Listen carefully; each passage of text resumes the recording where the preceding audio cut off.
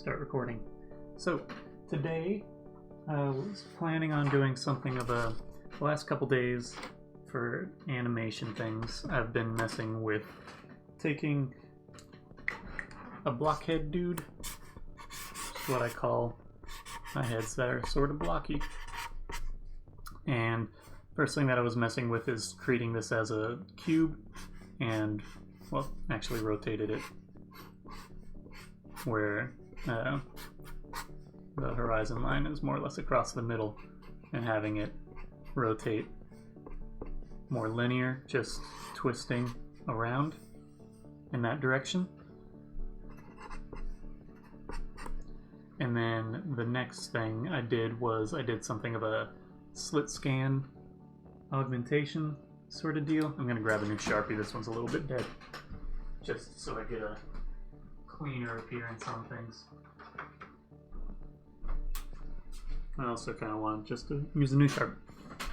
And then what I did the second time, referencing that same initial animation, was I did it at a sort of slices delay, where it twisted like one frame off here, then one there, then 4 or 5 or whatever. So what you end up with is something of a twisted cube that looks something like a slit scan photograph or something. And then what I did yesterday was messing with the same starting form, treated it less like a cube and more like a rectangular prism that's more shallow. So instead of being equal distance back, forward, side, side, whatever, I instead took it more like a slice about here from a forward perspective and had the form fall forward. And so what you ended up with was some perspective things that sort of went like this and then fell flat and then rose back up and did some shrinky bit. Hey, you got the thing there.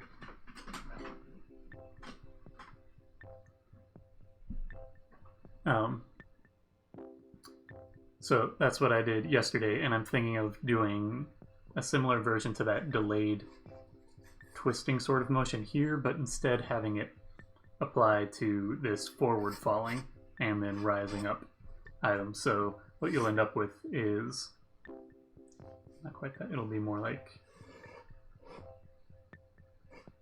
this sort of thing. It'll be a little bit awkward, but that's just sort of how it functions. So it'll fall, and it'll be slices sort of going across this way instead. And what I'll probably do is create reference points, and then come back and augment it a little bit. But where when I did this one, I sort of did it like halfway between here and here, there and there, halfway, halfway, halfway. For this one, let's see if I have sort of nose thing. It'll probably end up being like maybe halfway, then there, then the middle of the nose. So it ends up being 1, 2, 3, 4, 5, 6 different sections. That's the intention. So what I'm going to be doing is referencing the animation from yesterday. I probably will make some small adjustments and omit some elements because it makes less sense in this weird sort of augmented form where it won't be falling in the same way, where yesterday what I had was a land and a sort of like thump feeling for the forward falling bit. But since this has a sort of a delay movement to it, I'll probably just have it land and I won't have it wiggle up top. If I do, I'll figure it out. So it's going to be a few frames less, a few frames fewer than it was yesterday. So I have this, all these stills from yesterday.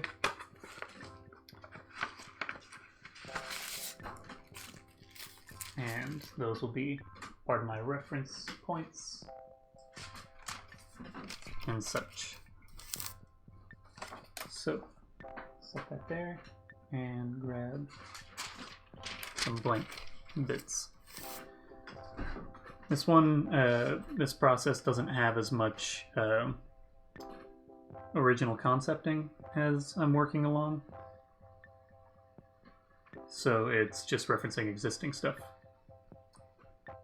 Hey Ian, today what's playing right now is woodblock stuff. But if you do like the cassette tape, you can find streams of this one and... Is it... Did I spell it right? Or is it just... Wait, that's cassette. I forget what the command I did for this. Let's try this one more time. Cassette. There it is. Cassette. Oh, I've seen cassette written out several times. It catches me off guard. It looks wrong, but you can watch some streams if you just like the music that's playing in the background. Those are on that YouTube bit. Welcome, Ian. Just went through going over the basics of what I was planning on doing today.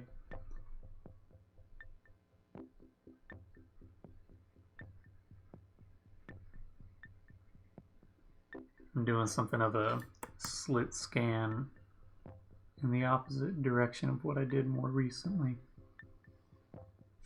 So first frame is just straight up copying. I'm going to treat this as my baseline because it's easier to trace outlines than it is to trace a filled thing because there's a clear understanding of where the motion is. Okay. Well, appreciate you for watching.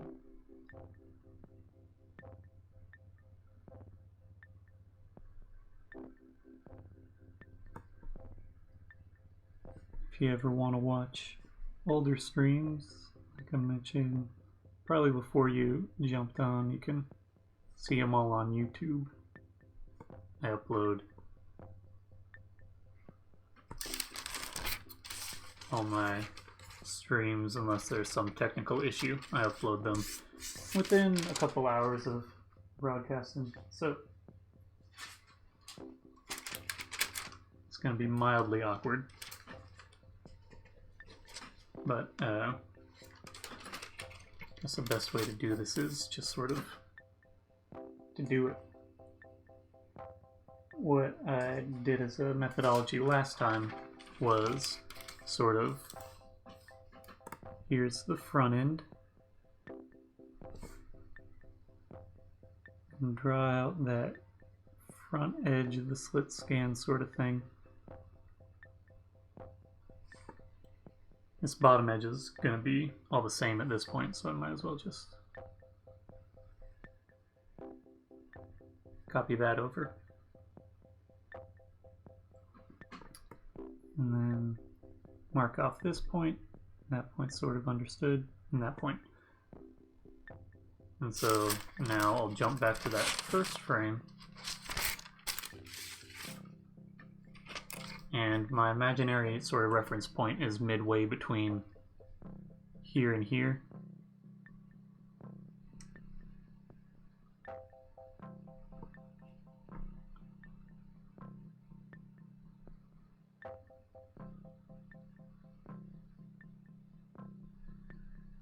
And this guy sort of disappears.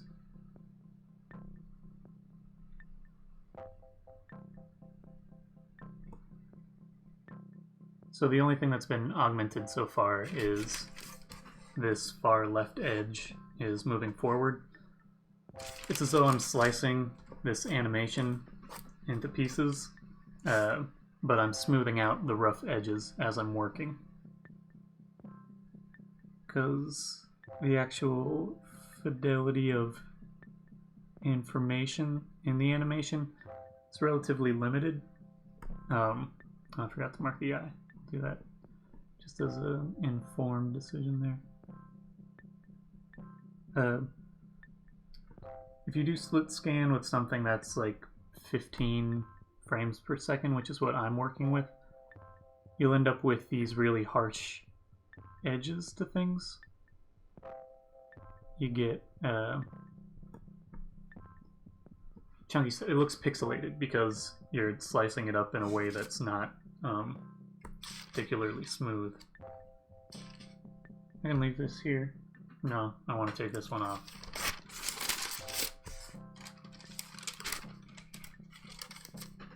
And add a second one.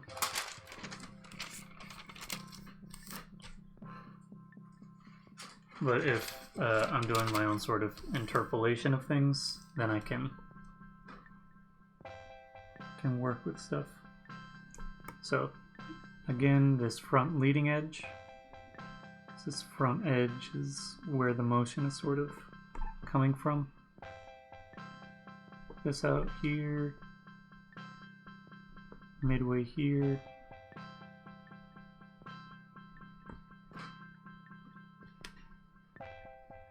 It should come about there. And now let's take one step back. I shouldn't set these to the side, that's a better idea. And now the second section goes to right about there.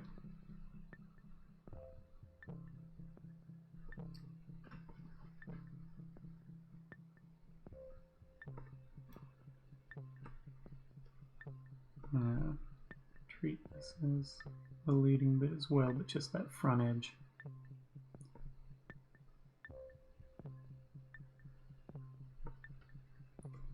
And that bottom edge all stays the same.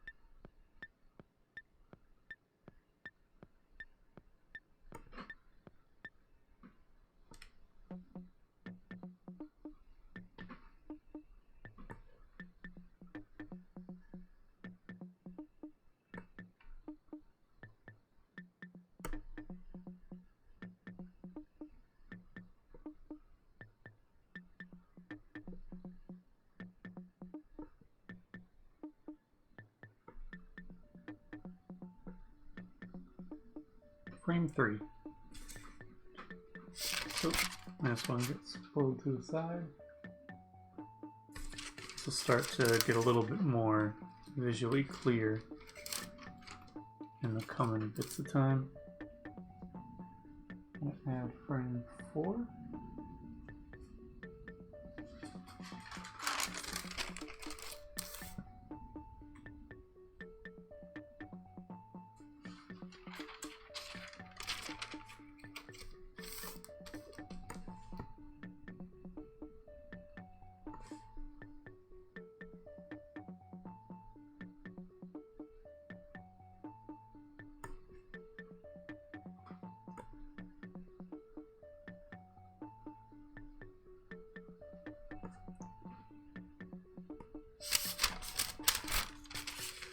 Take that first frame off. Now we're gonna jump back here.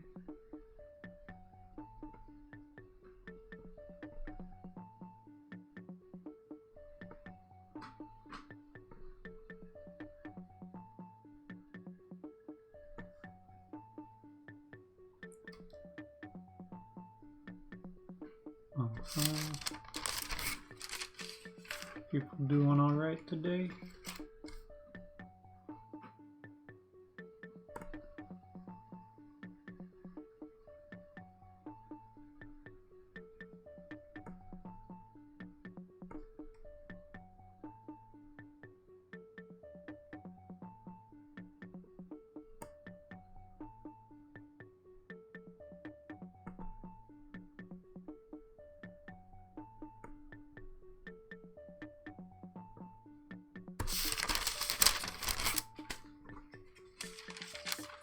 I'm doing alright.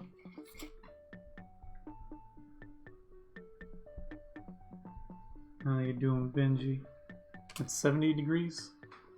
That's nice. I don't know what temperature it is, but there's still a lot of snow on the ground here.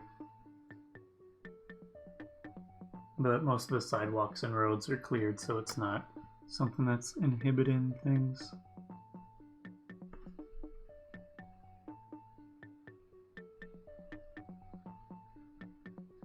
I don't think you guys got any snow, and if you did, it wouldn't be hanging around at all, because it's 70 degrees.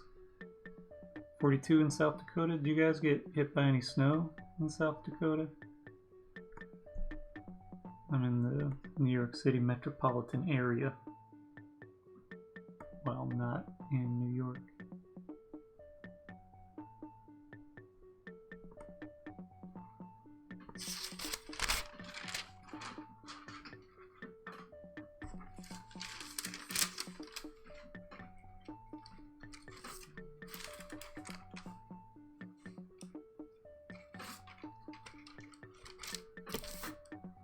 Now frame. Oh man, I numbered that wrong. That should have been frame number 4. I get tripped up when it should be frame number 4.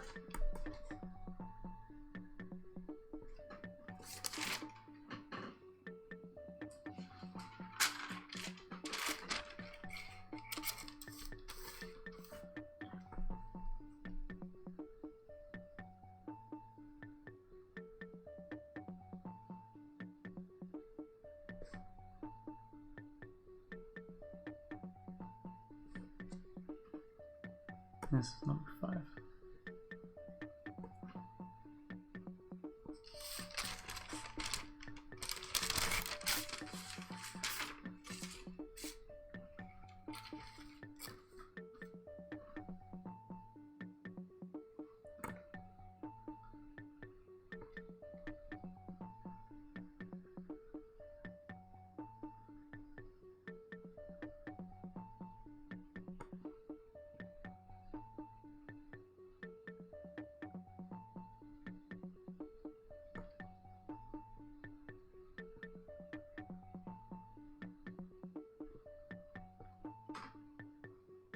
Well, up here, be able to safely visit your fiance's family soon. I've been pretty much just at home, grocery store, post office. Those are the 3 places that I've been. Oh, and I had to go to the dentist. In a month, I had a filling fallout. I have weak teeth. I talked about that before on stream, but I'm guessing the people who are watching didn't hear.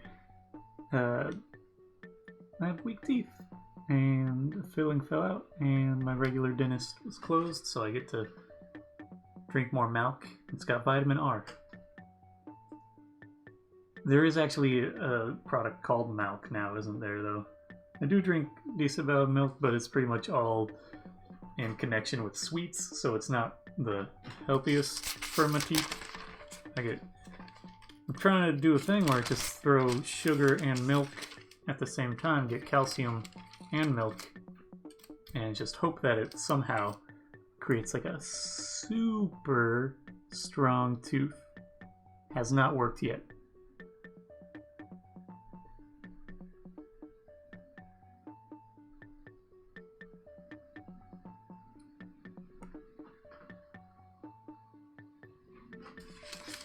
I forgot to put the eyes.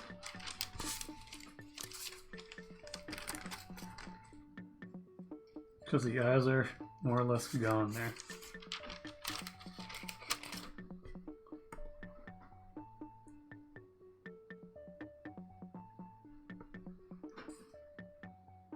Just double the milk. If you could have like 2 of something good to counteract something bad that you do, I would just be fat in a different. Just be fat. Be eating way too much. Because I'd be indulging like, I got the good thing, get rid of the bad thing.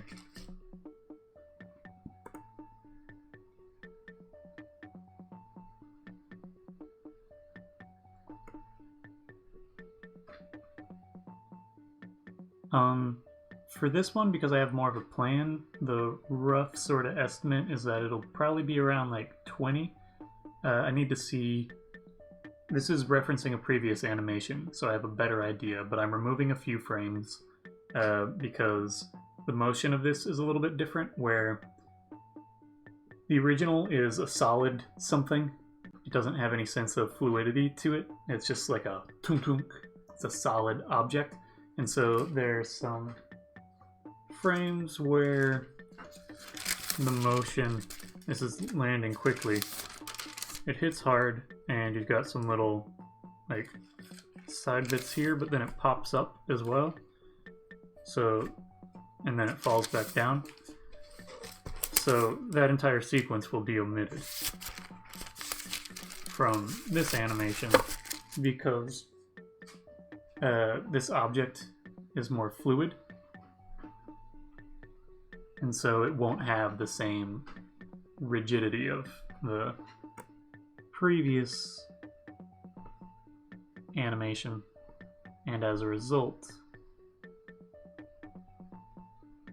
it has fewer frames. Conceptually, I'm not 100% sure. Typically, I don't have a very strong sense until I'm like most of the way done with something as to how many frames something will be.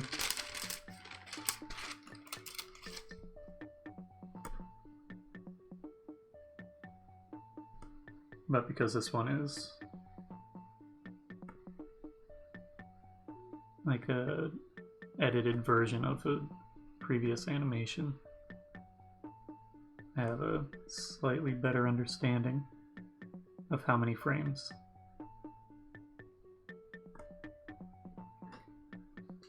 So you can start to see some of that waviness here. It'll be a little bit more apparent, I think, for the rising action, because the rising action is a little bit slower.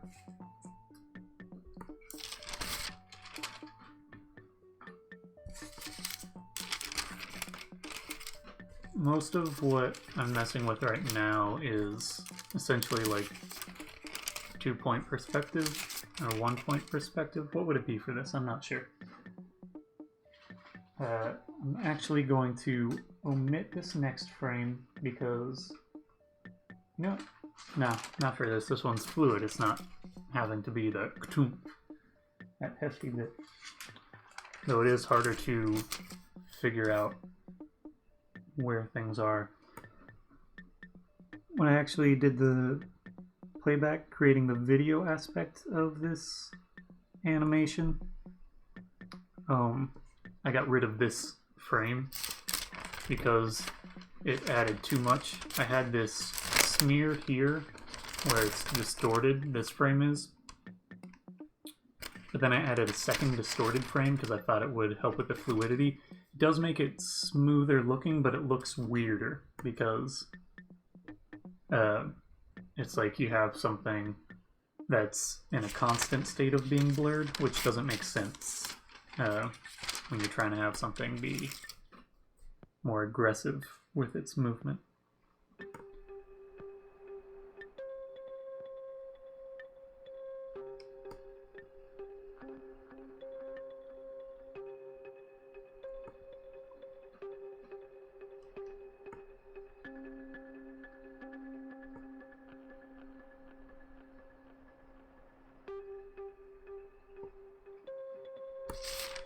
Hey Beatrice, I got more folks coming through today. Appreciate it. Thank you. People that I know in some way, shape, or form and can converse with a bit. It's nice.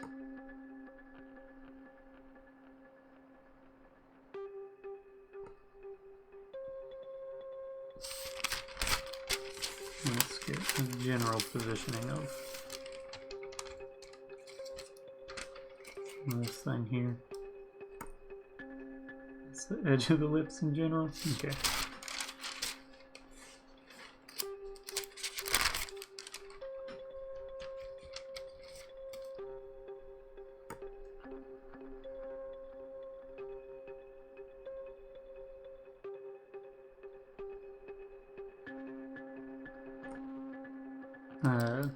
What was I thinking? Today I'm taking more or less what I did yesterday.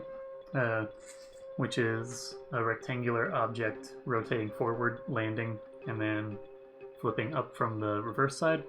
But I'm doing a slit scan sort of approach to it by messing with doing it delayed in slices going across. Do you remember the slit scan eye of the blinking? That was meant to be eyelashes blinking that sort of take on this sort of movement. I'm doing that, but with 6 sections falling forward and then rising from the back.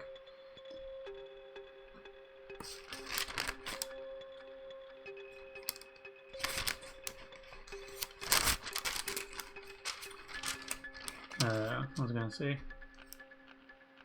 Ian, you might appreciate and be confused by the fact that the Lowe's Theater in Jersey City, they are showing Casablanca.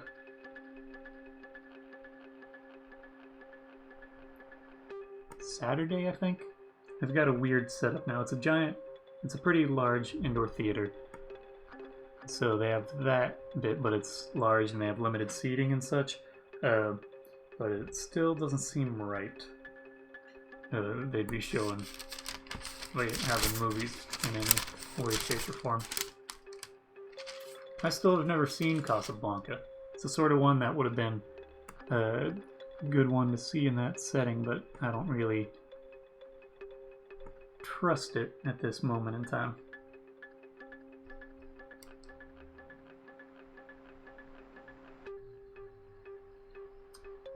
Trying to think. There are a few different things that I saw for the first time at the Lowe's Theater. It's a mix.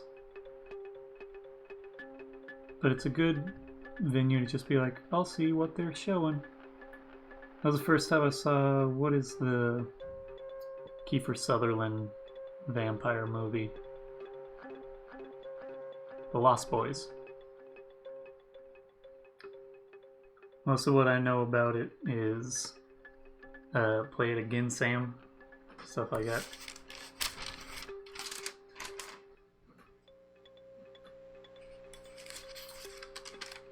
And that it's a World War II movie.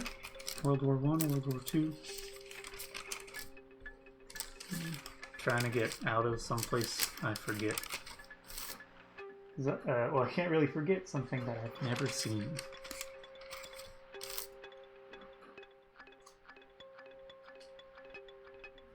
Here seeing you, kid. That's most of what I know about Casablanca. The most recent movie that I saw for the first time was Mystic Pizza. Maybe it's just me. Casablanca. Well, the movie. I think it's the sort of thing that, depending on how you see it, you might be like, what's special about this, not realizing that it's like, first time that I saw Indiana Jones, I was like, oh, this is what everything is about. This is what it's all referencing. This is the start of this. The thing that generated so many different sort of cliches or things like that. Mystic Pizza, weird movie.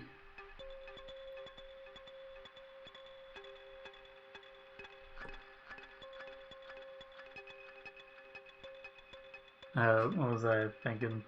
When I think about some classics like Indiana Jones or something, it's for me kind of like the first time that I heard James Brown or Parliament Funkadelic, and I'm like, oh, this is what everything's like imitating or mentioning. See, that's 1-2 frames, so that's 1-2. Should come up to here. It should be about midway. First time I heard James Brown, I'm like, ah. I don't think Casablanca isn't so much a cult classic as it is just a classic film. It's big for romantic comedies. Scream After Scary Movie would just sort of be like I don't know if it would make it funnier or scarier or what.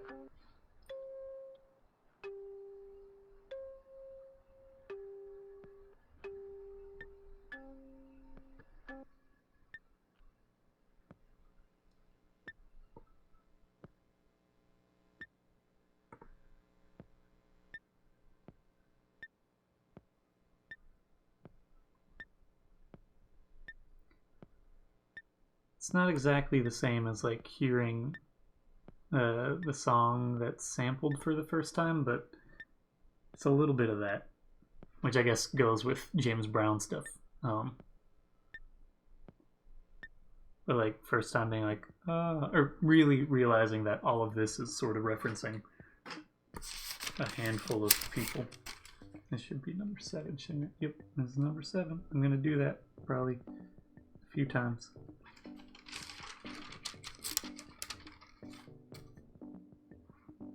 Wonder what the parody movie would be for like a Casablanca thing.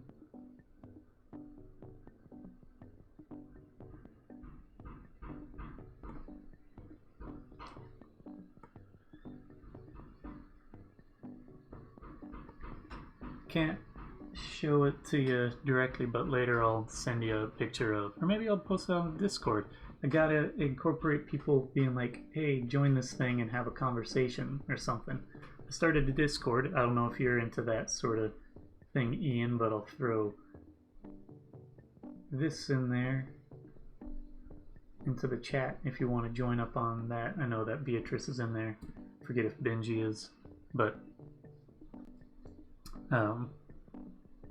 I got a new, since I've been recording cassettes, and ideally what I want to do is just build that out over time.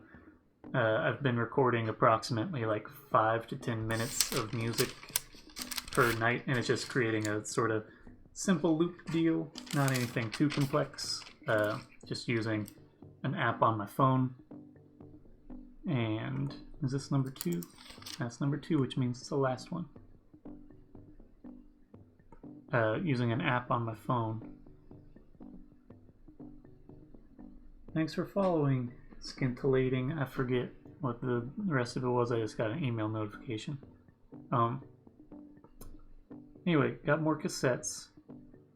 Trying to figure out how best to store them in a way that's not just haphazard, because how it was for a minute is just a bunch on my desk, and then I got these plastic things that work okay, but they're a little less visually appealing. Just these guys. You can stack them and separate them. And you can also mount them. But they, because they've got that mounting or the connecting stackable bit and such, it's not as visually nice. It is fun to just sort of shove it on the wall. But I went ahead and made a purchase of a second cassette tape box. There was you might be more familiar. But I can't take it off the wall because it's installed. But I got this wooden box that's a Napa Valley thing. I think it's the name of the company that made a bunch of boxes. And it just has slots, but it opens and closes nicely.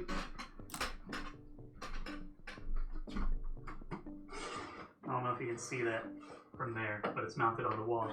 And it holds 36 cassettes, which I don't think I will be doing way too much of. But that one actually has front sliding bits, where most of the ones that I was finding that looked okay to me were either more expensive or didn't have a front edge to them, a front container. Yep, this one is just 36. It's about yay big.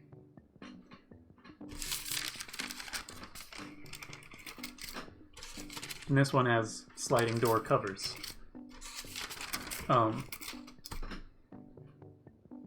skipping these next few, skipping up to number 12.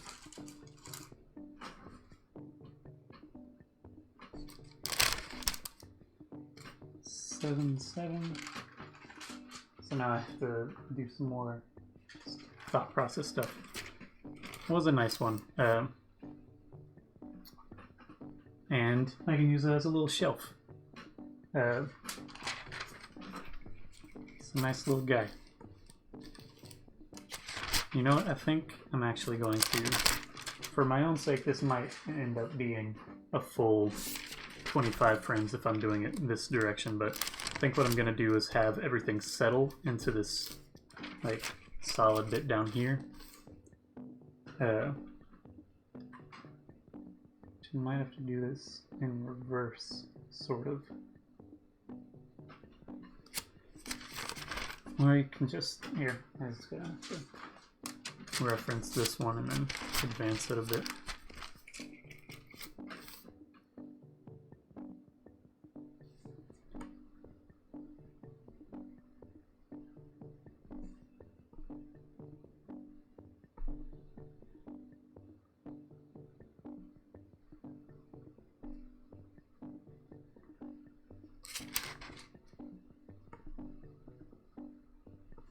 I did see some Napa Valley things that were like larger, that you could store like 100 on them.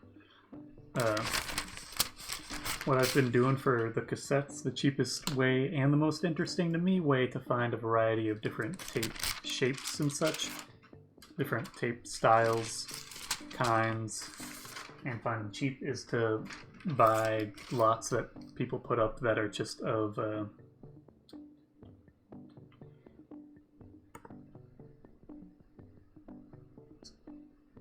various pre-recorded cassettes that they have.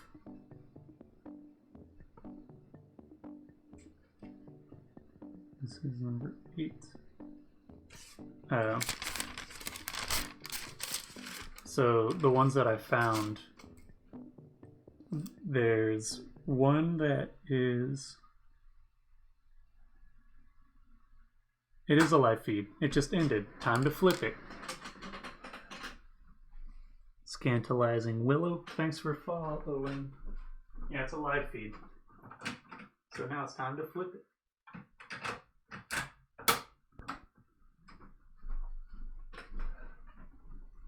If you look at it, for me, the cassette tape, I like having that physicality to it, but it's also a means to see the passage of time, and for me to just different ways of thinking of time passing and such, I guess, is generally what I end up with.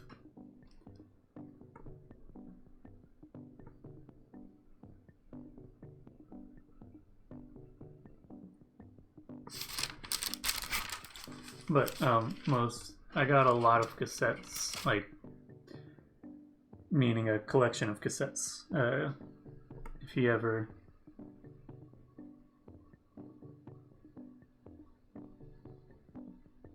make, let's see, should be like one further, I don't know. If you ever are purchasing things on eBay and looking for a collection of old tapes or things, you can buy them as lots, and usually it's like just a collection of things that might be good or bad. The stream will probably be going for another like 2 hours. Oh, you sent a friend request.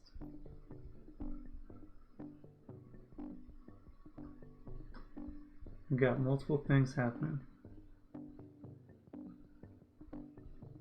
Accept that friend request.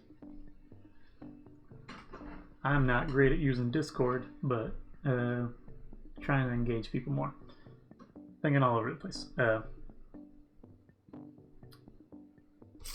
should be one further back, I think. This is 8. Should.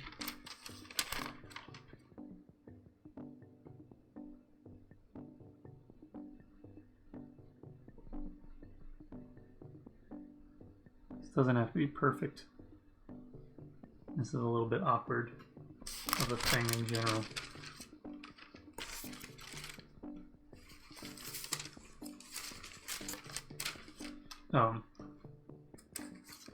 Also, if you don't catch it in the live, specifically you can watch everything on YouTube. I'm just going to throw that links thing back in there so you can see it before you jump off. Yeah, I upload all of these onto YouTube unless there's some technical difficulty in recording it, which hasn't happened in a while because I've managed things a bit better, I think.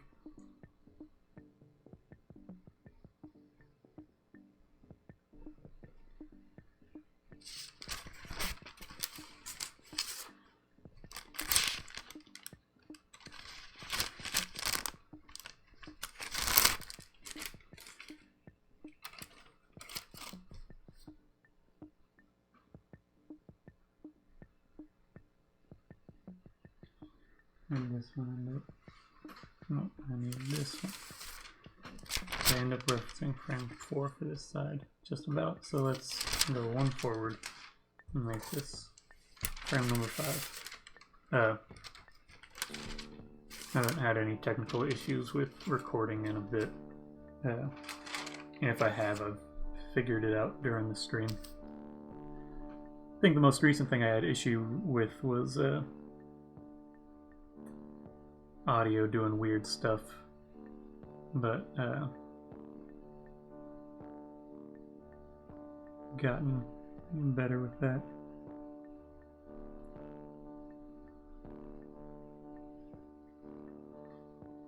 So 9. If there are any issues with the recordings, I'll still upload it just with a disclaimer in the description. So if there's something weird happening, that'll be mentioned in the YouTube description. I also have a selection of time lapses up there that are between the length of what I post on Instagram and other things, where those are about 15 seconds. The ones that I post on YouTube are, it varies on the length of the stream itself, because my workflow is such that I sort of what I do is I take the live stream and then I speed up the time by like 10 times the speed. So what I end up with is usually something that's 1 to 2 minutes long, but some of the videos are shorter, and it's just different workflow stuff. So there are some time-lapse videos that upload to YouTube that'll be a little bit shorter. So these guys are done now.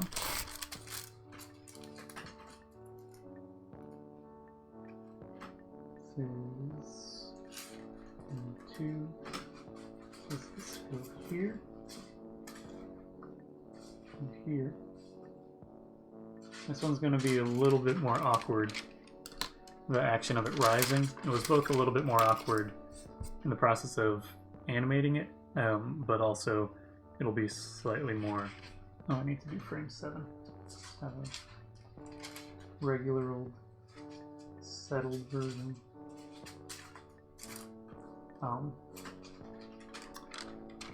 But in order to have this function as a loop, since this is the top edge and it's gotten closer to your viewpoint, it has to push backwards as it's rising. So it's going to be like a weird sort of loop, because this front leading edge where it's animating forward is going to start pulling back a bit.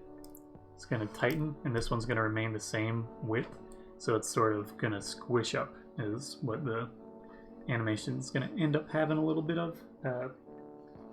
Just part of what's happening with it.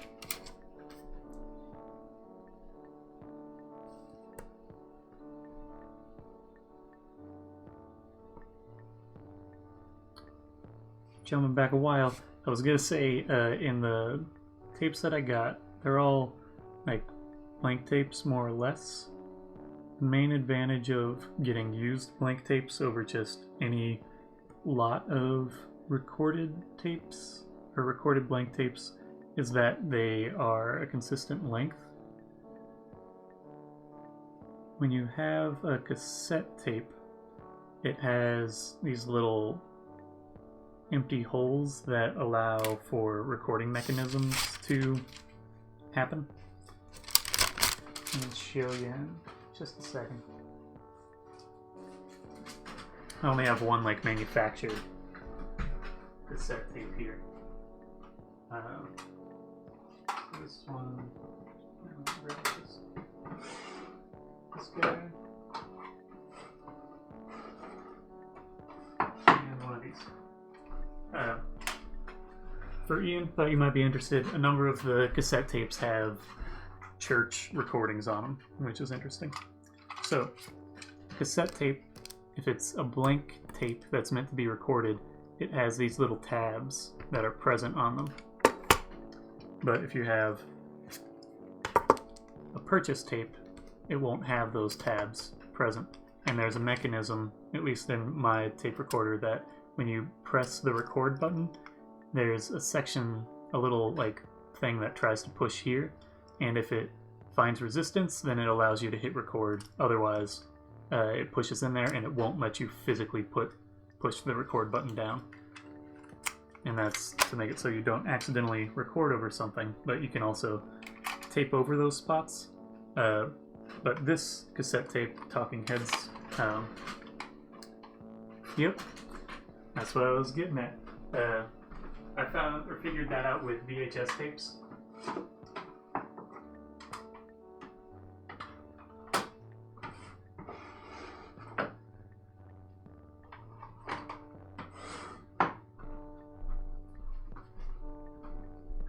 I'm not planning on taping over the Talking Heads tape though.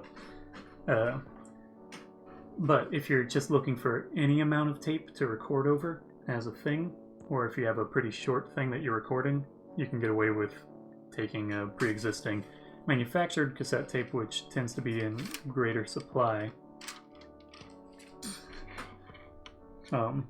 and tape over it, which is what I did when I made a bunch of VHS tapes to send out to people and recorded over them. It was cheaper for me to buy like $1 cassette tapes at the thrift store than it was for me to purchase blank cassette tapes, VHS tapes, and record over those.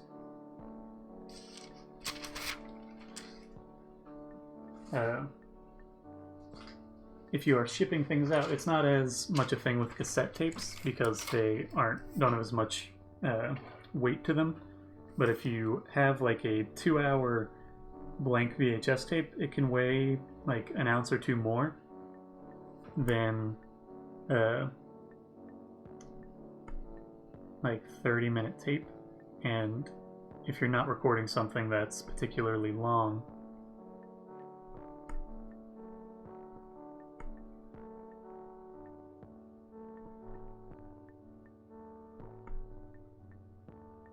and you're shipping it out, then you can save a couple bucks on shipping costs if you record over like a 30-minute tape that you buy for $1 at Goodwill, as opposed to trying to buy a new blank tape from some online retailer that costs like $5 or something.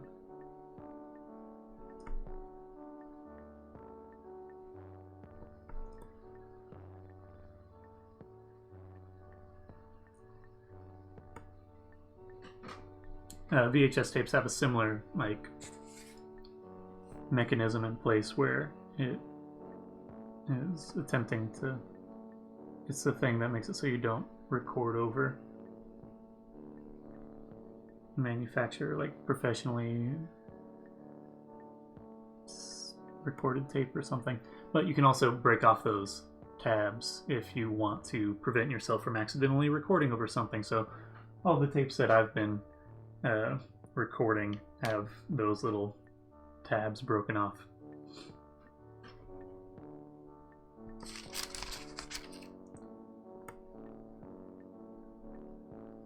I'm just gonna go ahead and paint in these solids because this is something that's gonna trip me up later. Almost guaranteed.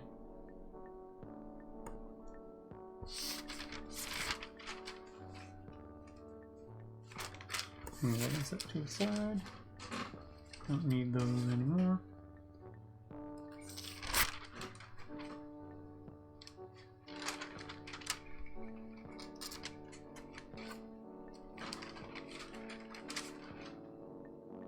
This one's done as well.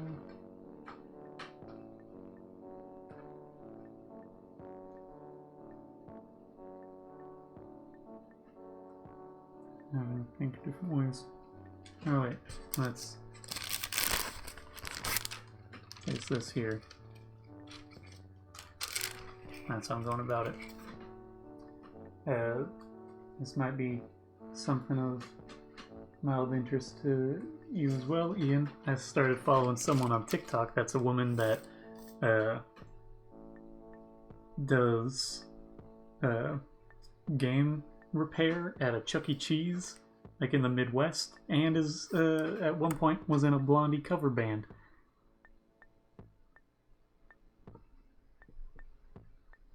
So I enjoyed seeing bits and pieces of what that lifestyle is. What does it mean to be in a Blondie cover band?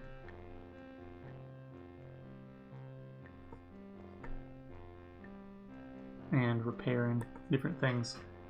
Popped up because she was just like through her phone just playing a weird Chuck E. Cheese game, and I was like, I guess that person works there. And then when I went to her page, it had her talking about like repairing things and calling a repair person that deals with maintenance of certain arcade games that have a more physical element to them.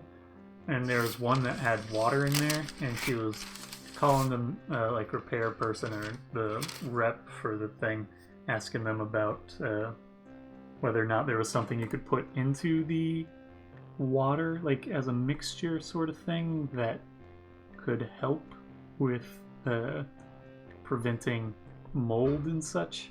And it was something I had not considered prior.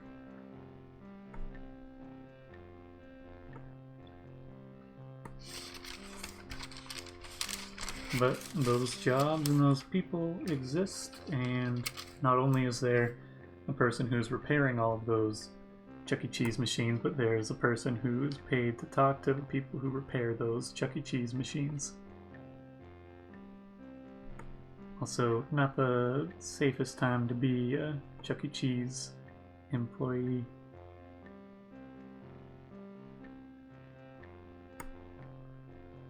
I'm not sure what the safest time is to be a Chuck E. Cheese employee.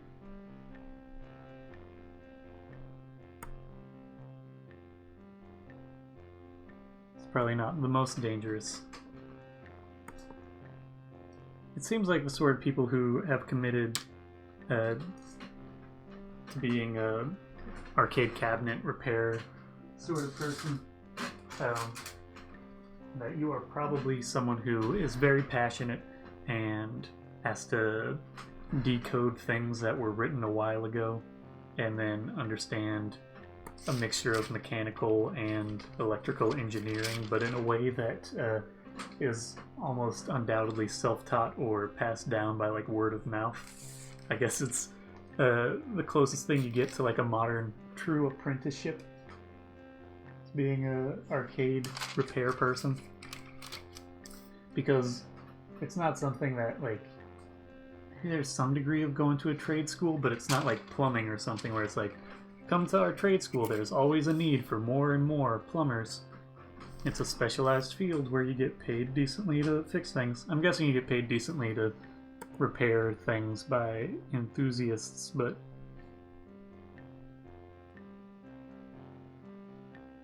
oh yeah, I can imagine that too. That if you're dealing with something that's so much like a passion sort of thing or a niche thing. You get to see people who've made whatever other attempts at repairs and whether or not it is worthwhile to actually repair the thing as it should be, or if you should just work with what they've done.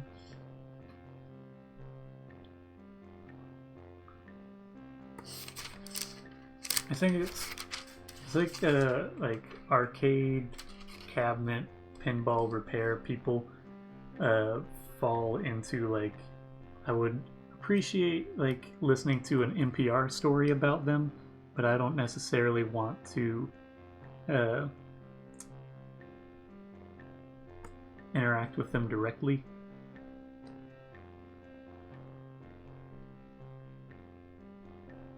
Nothing against you if you are a cabinet repair person, but it's just the sort of thing where I'm like, they seem like the sort of folks that might not be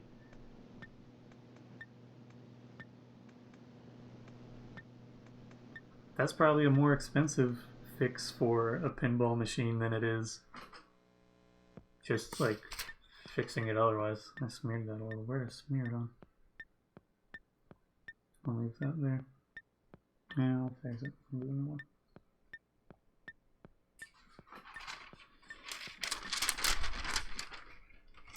I'm guessing that there's a decent crossover of people who are into pinball repair and DIY effects pedals. Superfluous.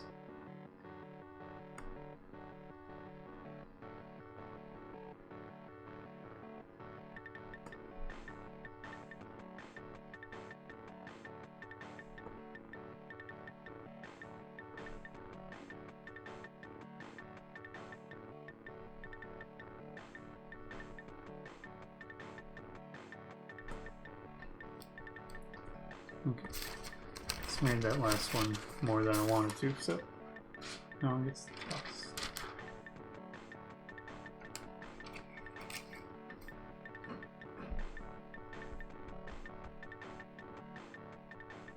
I'm not listening to the audio as I'm playing it, so now I'm curious what the... I'm gonna mute my microphone.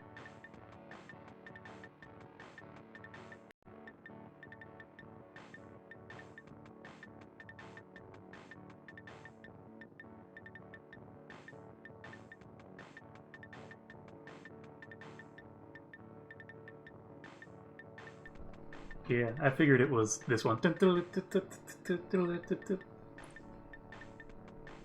You might enjoy the app that, or I don't know if it's on Android, but do have an app that I've been using that's pretty robust. Synth 1 is what it's called, and it's good for creating like basic synth things and such, sequences and what have you, arpeggiators. And whenever I say arpeggiator, it just makes me think of LCD sound system.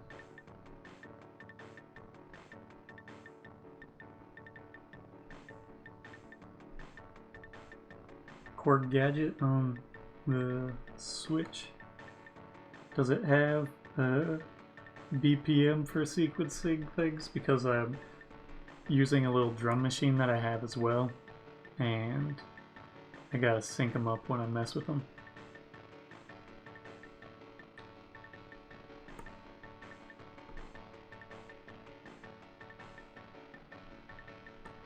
It's number 14.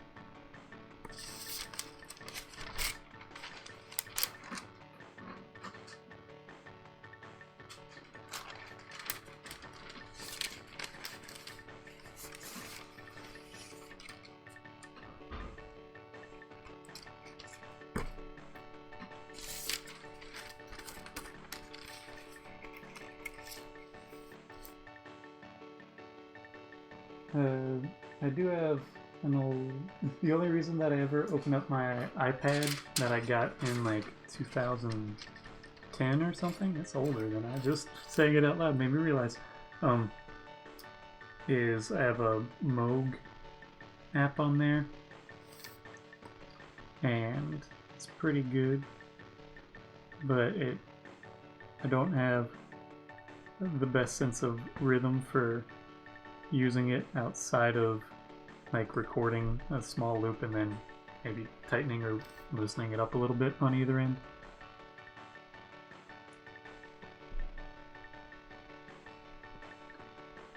Is 15.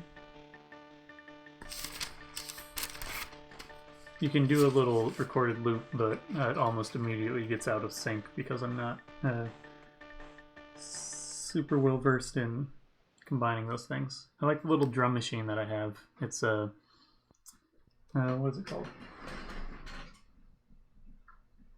It's a Zoom MRT 3B. I was looking for basic drum machines. There you go.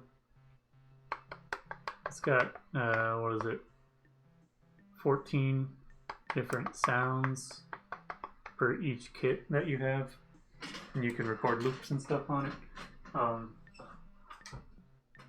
It's digital. It's not like a analog synth drum machine. It doesn't have quite the same sound quality as something like an 808, but it's more robust and a lot cheaper than if I were going that route.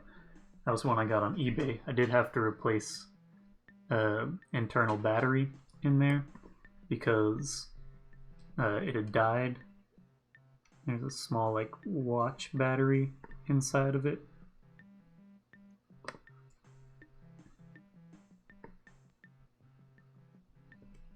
It's a cool little machine, pretty robust. It's a little bit, it's not intuitive. I had to watch some tutorials for like how to actually use it.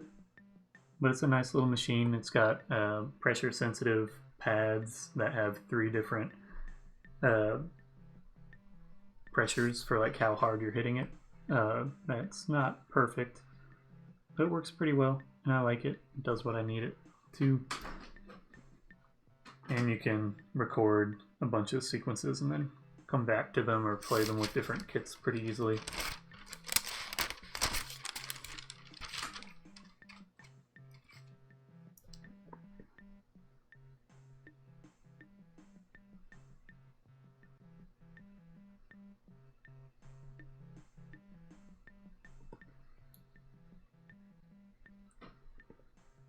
Pretty much anything that I have, I got off eBay.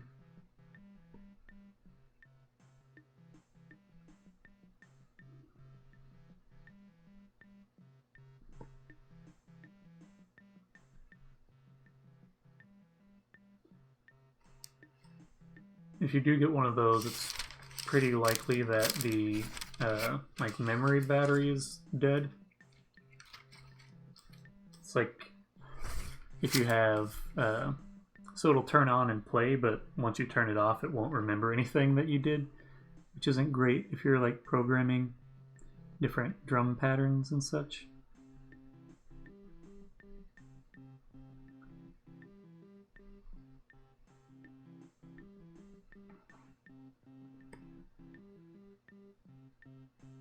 But I was able to go in and replace the battery. It's not the best because the it's like a watch battery sort of deal that's in there.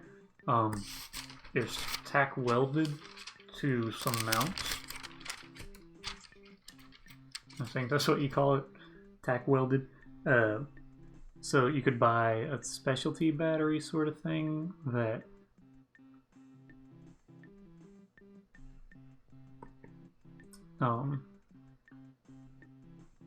has those mounts pre-attached, which I only found those when I was thinking about trying to replace the battery in my old Pokemon cartridge, because those have a set amount of time that they have certain memory functions on them. Like a small battery powered thing that would have been used in old Nintendo cartridges. or older electronics that don't have like a flash-based memory or something. I'm saying things that I kind of understand but don't really understand. And that's what being a hobbyist is all about. Learning about something to the point where you have some amount of confidence, but then once you're actually confronted with relaying that information to a third party, you either say it as gospel or you lose complete confidence in your knowledge. And I'm somewhere in between, I guess.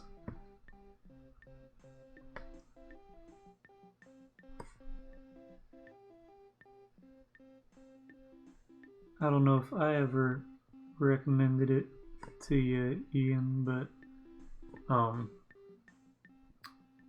there's a podcast that I enjoy that's good Christian fun. That's people who were in the evangelical church and then still have relationships with things, but they're doing whatever. But it's about different Christian pop culture is sort of the general thing about it, and then it gets a little bit varied depending on episodes and how they've evolved on some things. But today they had Kirk Franklin on, which was surprising.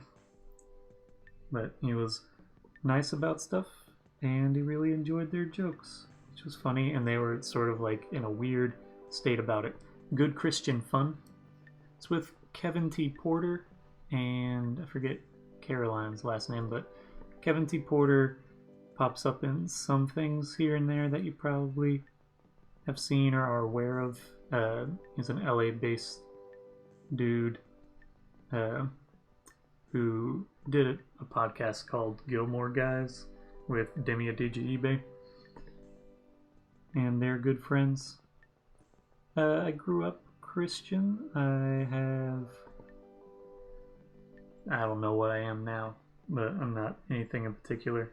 When I was a teenager, I was more like directly resentful of, or not resentful. I never had like a bad experience with church things, but I was more like directly questioning things. And it's the sort of thing where at that age you're like, everybody here thinks it's absolute proof, which there are people that do treat the gospel as gospel, and then there are people who use it as a mix sort of thing as to what their experiences are with it and their perspectives on things and all of that. And it's not so much like a sense of like science versus Christianity as it would have been at some point in my life. Now it's more of a like having issues with the institutions and people who use and abuse those systems for their own gain. Stuff like that. That's not cool. But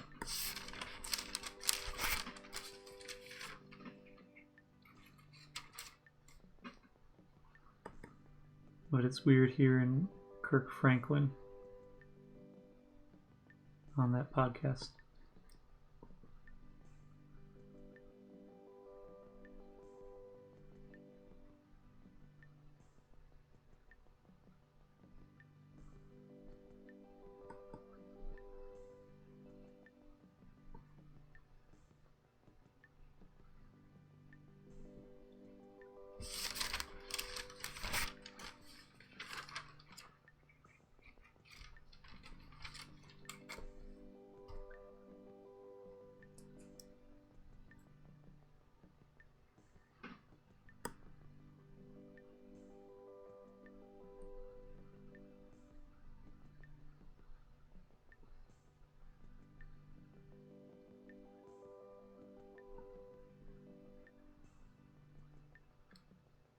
Yep.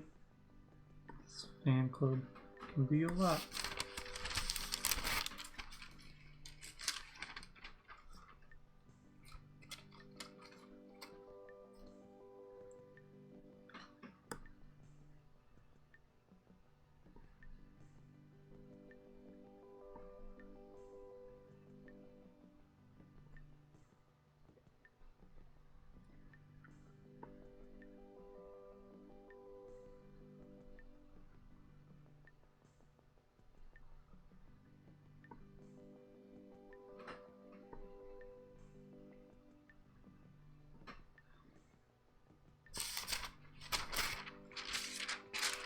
Now frame 17.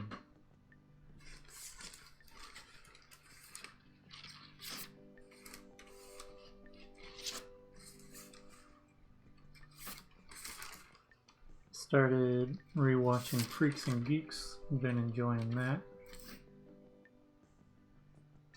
I just was thinking, you're saying Jesus is okay with me. Makes me think of a pretty early episode where they have a party at their house and Lindsay's old friend, who's a little bit more of a church girl, is trying to prove that she's having more fun being sober at the party.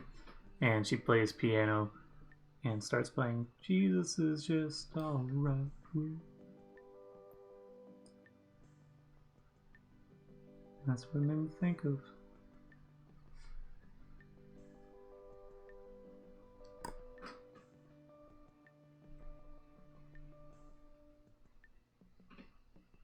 It is a weird song.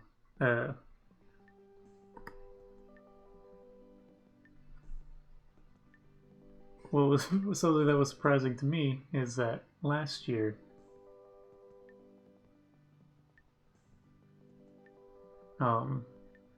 thinking about folk music and Christian music in popular culture, my top songs on Spotify were a number of Fiona Apple songs, which makes sense because I was listening while I was working on the video, and then Peter, Paul, and Mary. I forget which song, but there was some Peter, Paul, and Mary song that I listened to a lot of. Might have been early in the morning, or If I Had a Hammer. I think those are the two that I have listened to most.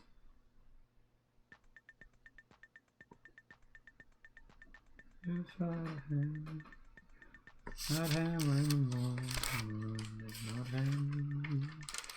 Then all of this love, I'd hammer out a warning. I'd hammer out love between my brothers and my sisters. I forget that. I'm just listening to essentially my computer fan is all that I'm hearing right now. I'm not hearing whatever woodblock is playing in the background. And as a result, I have no idea how I am mixing in on Peter, Paul, and Mary.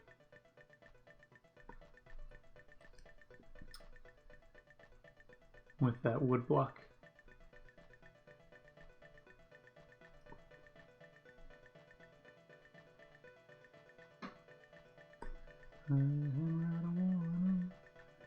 What was I thinking? That's one of the records that my dad has. He's got a Peter, Paul, and Mary best of. I did make a selection of songs in Spotify that I wanted to try and do cover versions of without like learning much about music things. It's like I've never been in a band or anything like that. I ended up just doing one song, which was a Joanna Gruesome song, which you can get away with just sort of being noisy with a group like that and just not having as good of harmonies and such. But Peter, Paul, and Mary is on there, and I like the idea of doing covers of really complex music with just like the few tools that I have, and a little bit of knowledge that I have. And so like Drum Machine, Peter, Paul, and Mary is one of those things that I like the idea of, but I think I have to forego some of my sense of like this is right or wrong as far as music is concerned, and just sort of put it out there. I think that's what it would end up being. I wish that there were more covers of things where people like just took a general vibe of the song. It probably would upset people, but I like the idea because then I don't have to learn as much musically.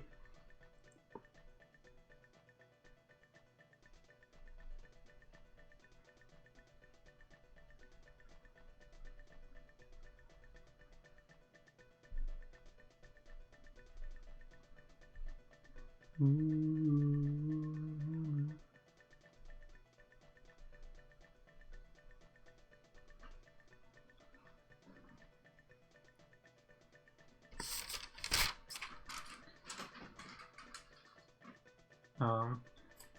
Some Towns Van Zant got thrown in there. I think the one that might be, like, I think would be easier, but actually would ultimately be very difficult for me to cover is Last Night a DJ Saved My Life. Because that's pretty much just like bass and some drum machine stuff. And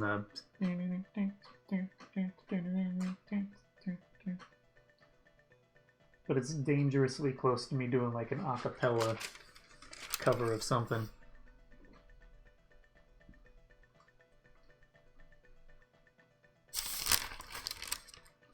Yeah, okay, I'm on track.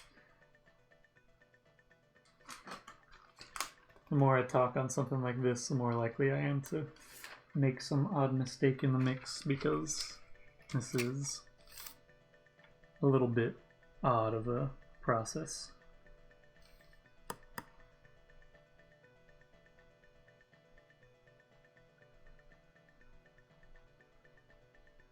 At some point, I meant to ask you, Ian, if you had ever considered naming a Squidic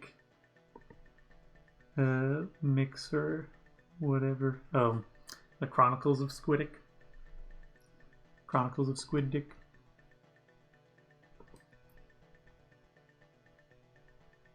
And well, you can put on a Vin Diesel mask or something.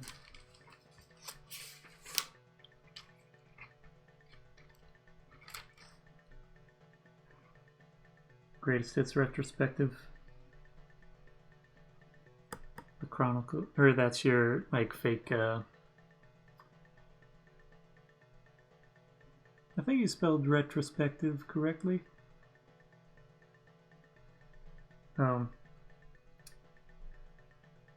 That's your fake behind the music thing. It's the Chronicles of Squidic.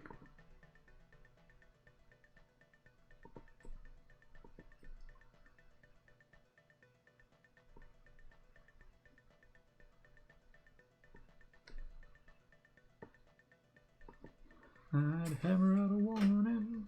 I'd hammer out a squid to cover until I don't know.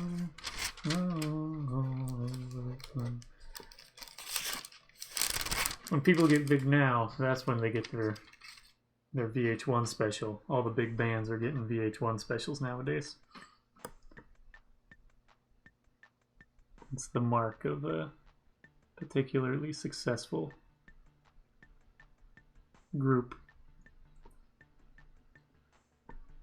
And 2021 is that you get a VH1 special. Is Squidic real big in Canada? Is that why you're on Fuse? Fuse is a Canadian thing, isn't it?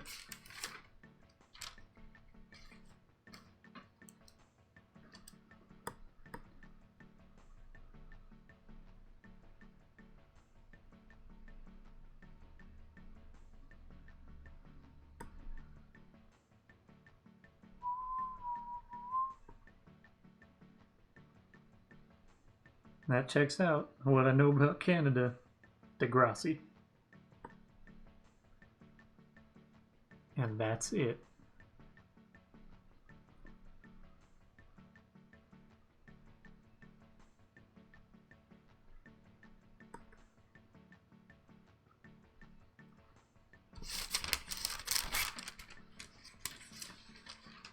And then a bunch of Second City folks. I know comedians that are Canadian.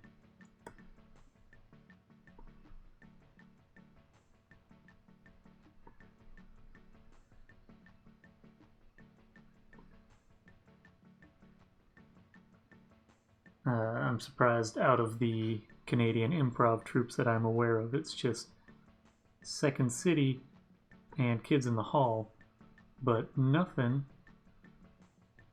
Maybe it's because I have ones that I prefer that are those guys. None of them are named the Kachucks or the Kachuckles. instead of Canuck. Which I don't think is offensive, but if it is, I feel bad.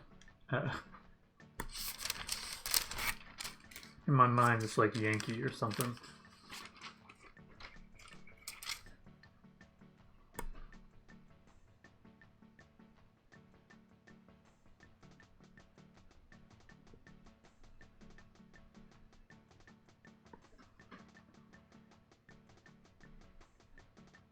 Just thinking of the other. You can only hope.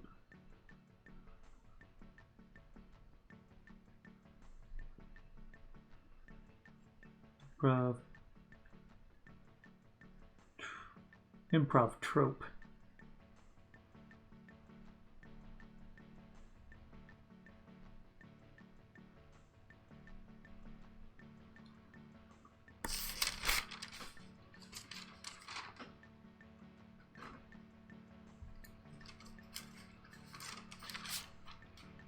There are a good number of Canadian comedians that I like. All the Kids in the Hall folks, and then there's Eugene Levy, Catherine O'Hara. I always forget if it's one or the other.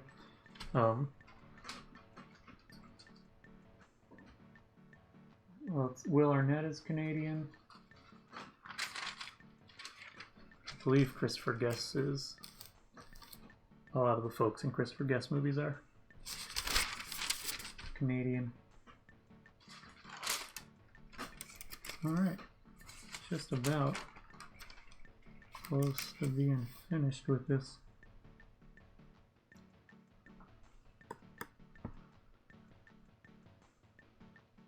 With the outlining, then I have to go in and fill in the solids.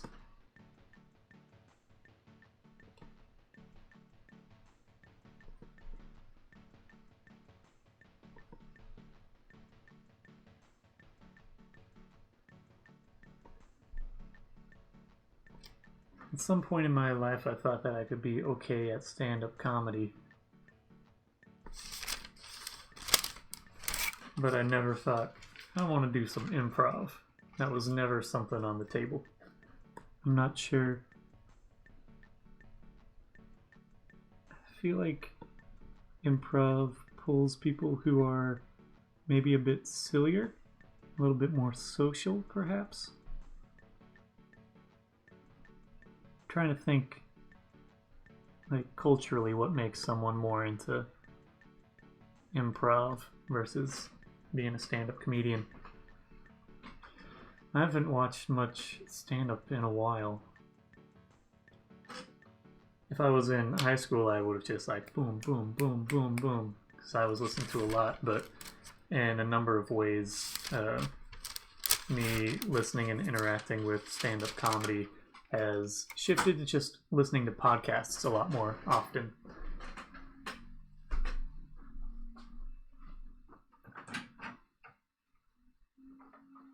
That goes here for now, this one.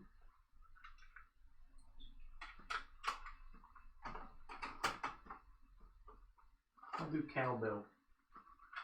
This one has more of an 808s vibe to it.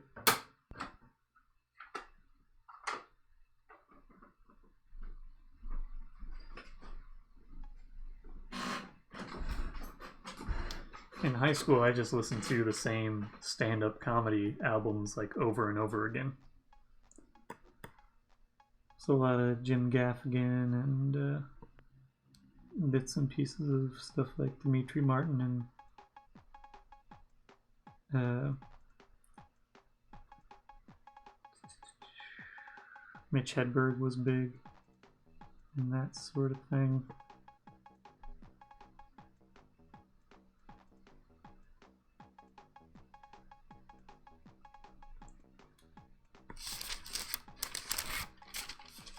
Zach Galifianakis, Brian Posehn, Paul F. Tompkins. There was an Easter where my dad gave me a copy of a Jim Gaffigan album as a gift. Hello, Sherlink. Welcome. Turn this music up just a tad.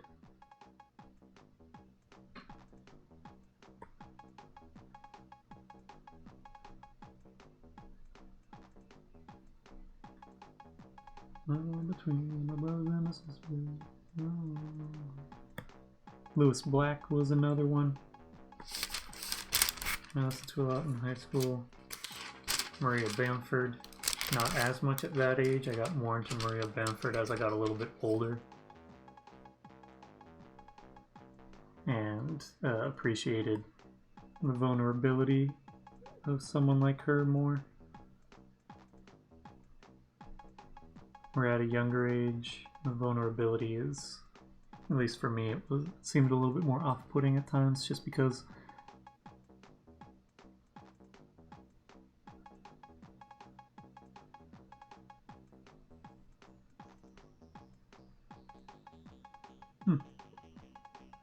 I think that improv might translate better. I think stand-up comedy gained prominence in the US before other places, and it gets tied to a lot of things. There are people who are well known for different free speech things tied to stand-up comedy because it's a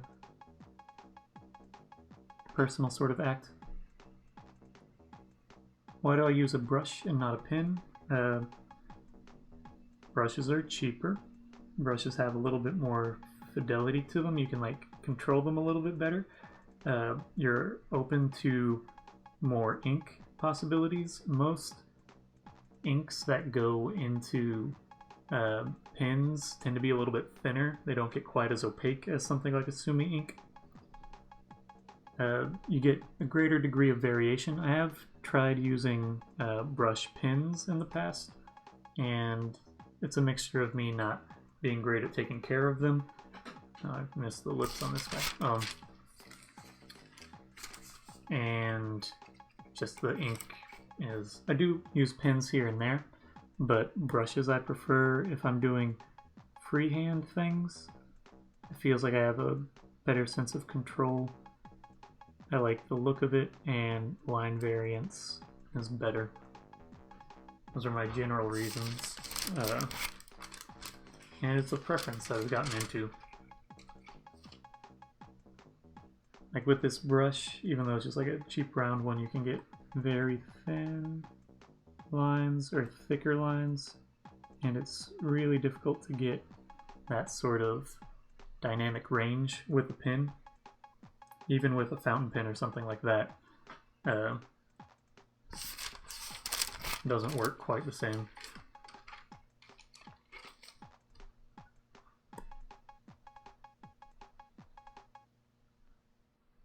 If I do use a pen, it tends to be a technical pen. One that has a very consistent line weight. And that's sort of whatever the tool is, I want it to be sort of the most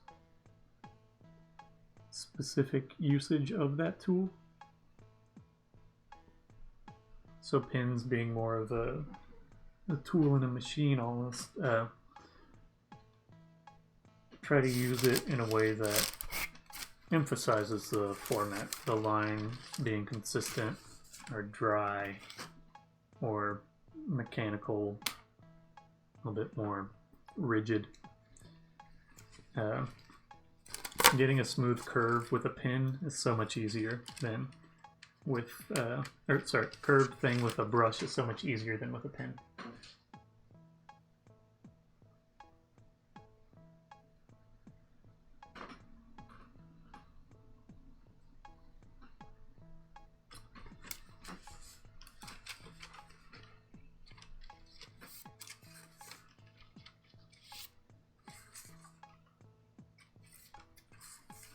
I think stand-up comedy, at least for my general understanding, seems to have something of an American quality to it.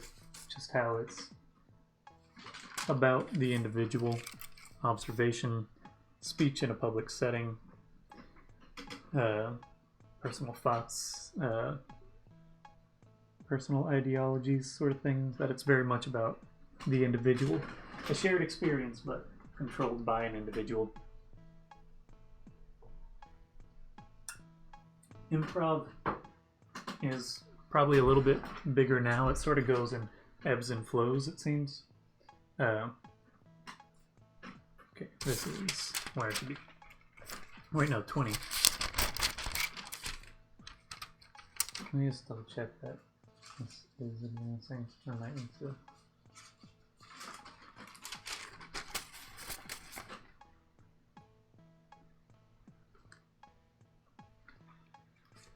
$15 and $14. At the same spot. I might have to redo this one.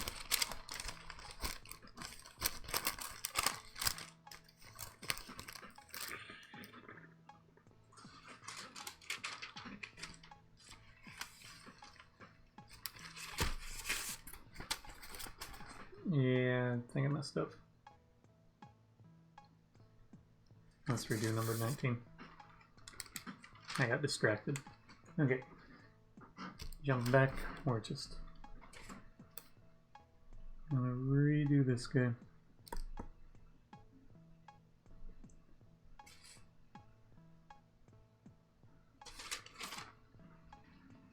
That sounds like Mel Brooks.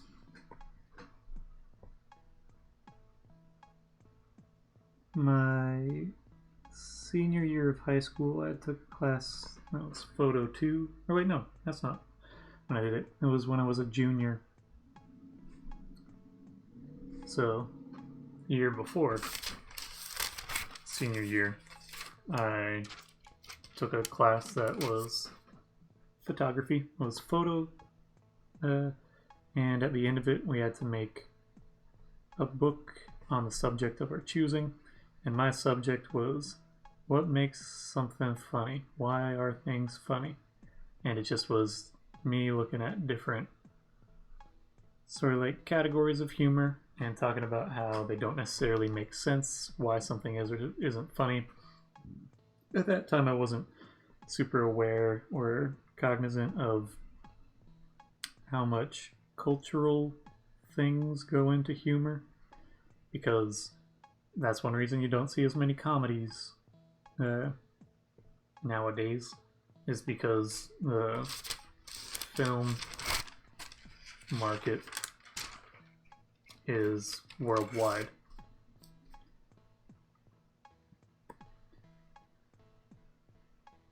Movies don't get made for a small group of people, they get made for everyone in the world.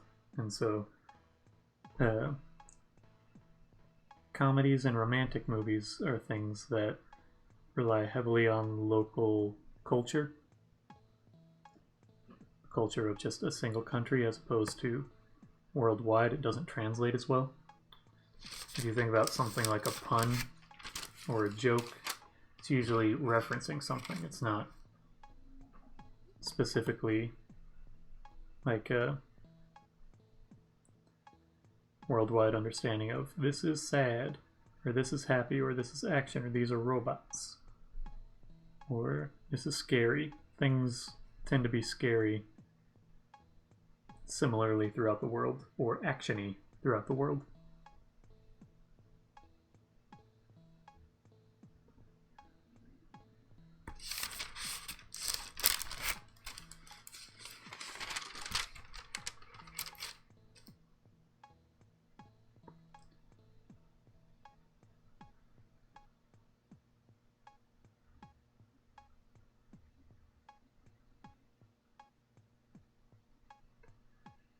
So now, later, what makes something funny? I don't know. I really don't. Timing, surprise. A lot of comedy is based in being surprised by things, or a shared group experience of some kind.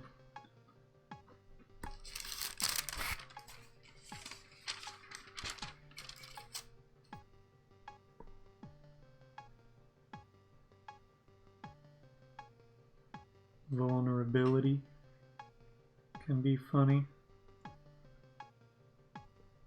sense of superiority gets thrown into comedy things a lot.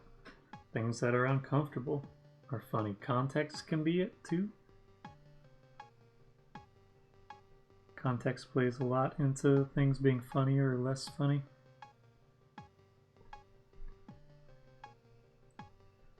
A change in power dynamics can be funny.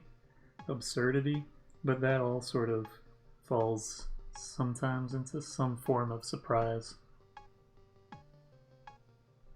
Sometimes you laugh because you are uncomfortable. Okay, that's better.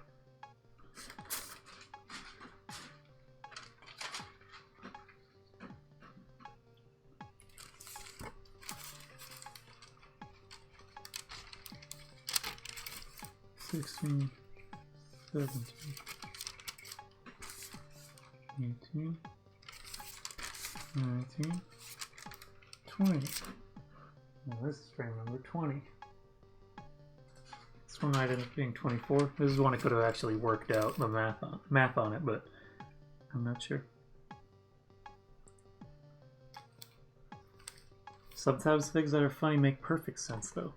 So it's weird when you have things where you figure out the joke before the punchline, or the punchline before it's said, and that makes it funnier.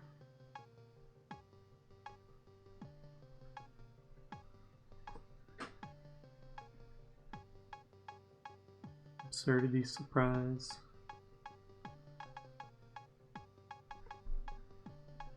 You can go on for a while. I forget who it was. I watched a documentary that was more or less just a bunch of talking heads of different comedians trying to just talk about jokes and different things like that.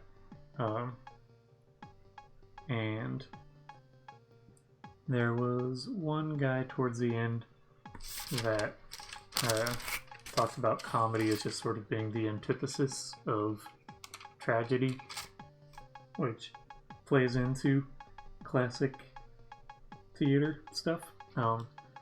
But his was a little bit more like the ultimate sadness versus the opposite, in that it functions as a contrast to that. And that's why things are funny, it's because otherwise it couldn't exist. Or it would just be a downer of an experience.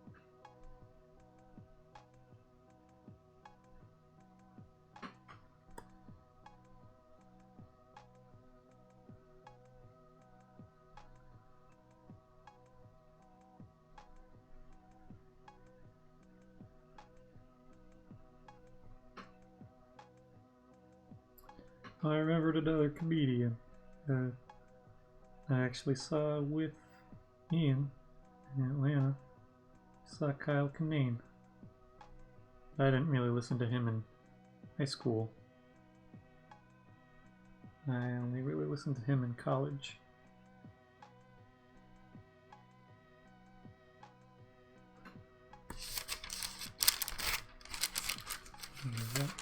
What's there?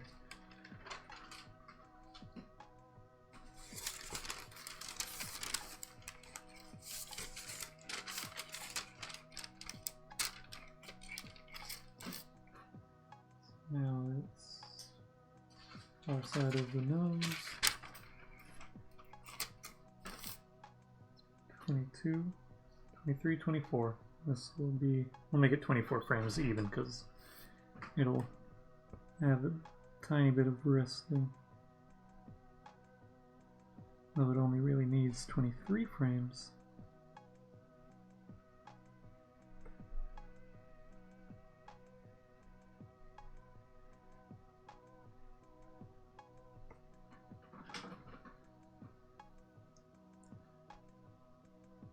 He embraces being sad and like failure at career things.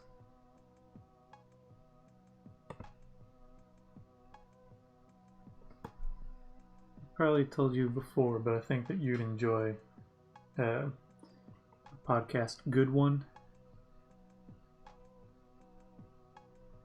It's a guy who talks to comedians, writers, and some other folks about jokes that they have, and he asks them specific questions about the process of creating it, as well as like different iterations of the joke in a public space. So like if they're on a show or something, it's like when you told the show here, or told the joke in this context, you said this, but then later on in this performance you changed it here.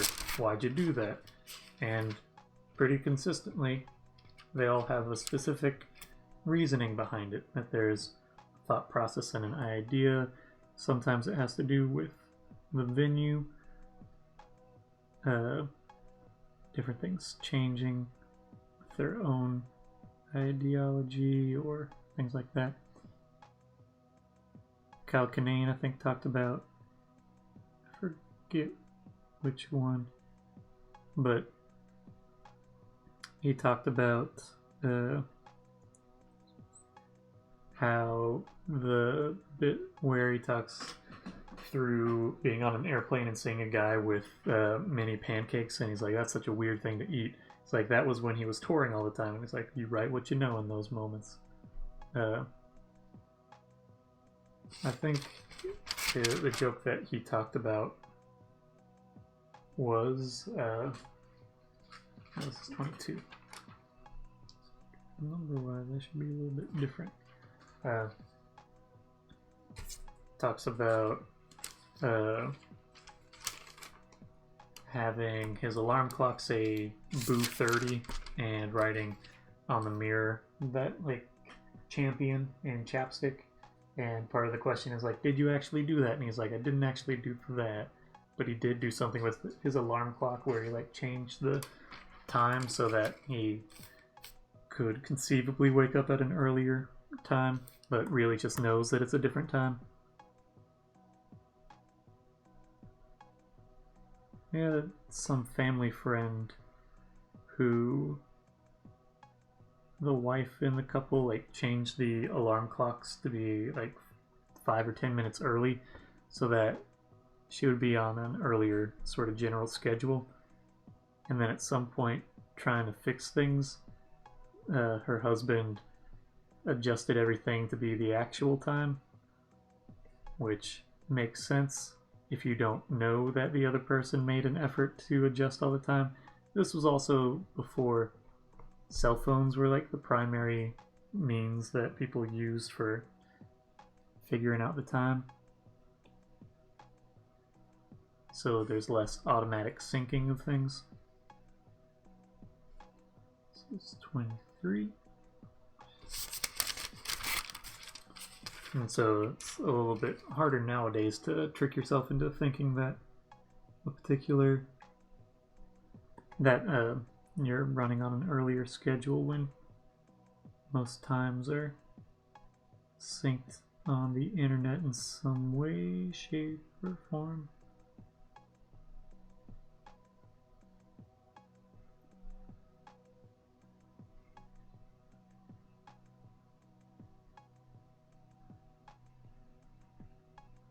That situation, though, seems like a sitcom sort of deal. The sort of thing where you're like, why did you change all those clocks? And it's like, why did you change all of them back?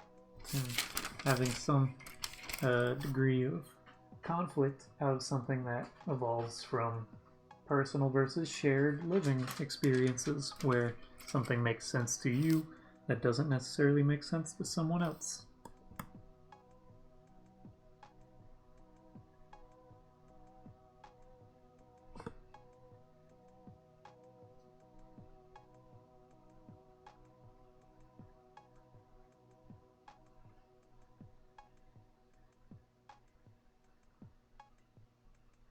And neither person is outright incorrect.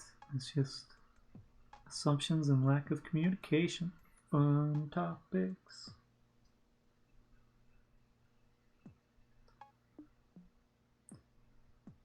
Everyone feeling great.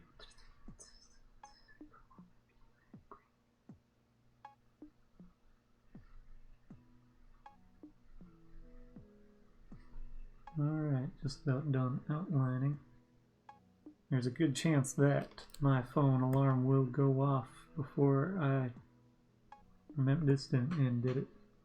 Sounds so fun. Okay. Because I set an alarm to remind myself to marinate some chicken.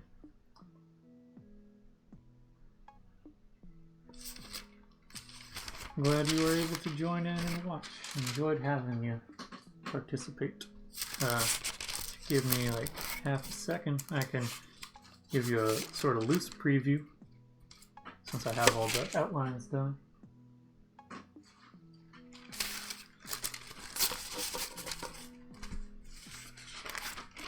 Two, 3, 4,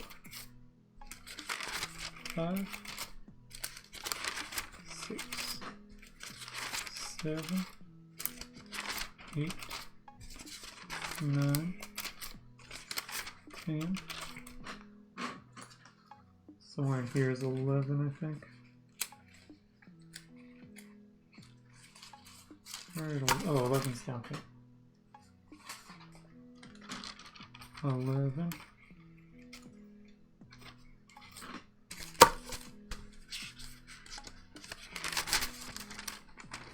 12. 13. 14. 15. 16. 17. 18.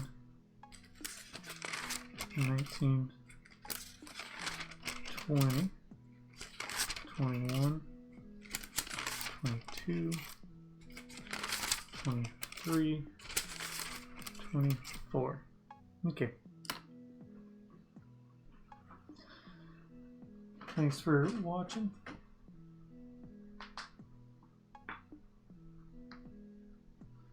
Cracking. Now I gotta fill in some solids.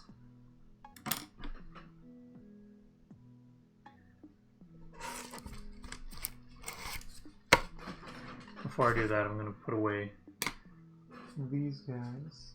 That's 13 to 20. Move forward. Hope you have a good evening as well.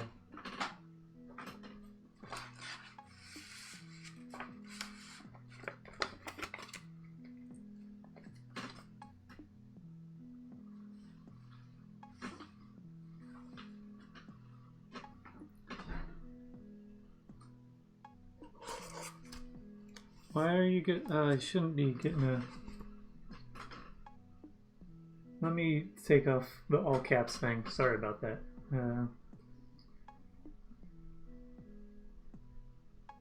Let me pull up Opera.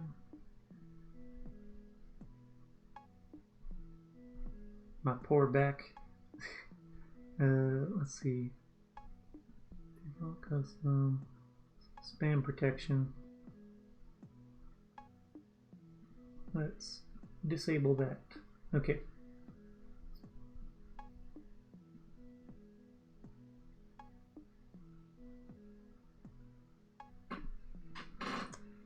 I turned off the thing, so now I can use all caps. If it is an issue in the future, then I'll do it.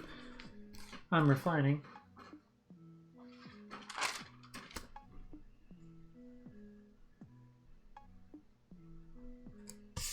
Using the Nightbot function.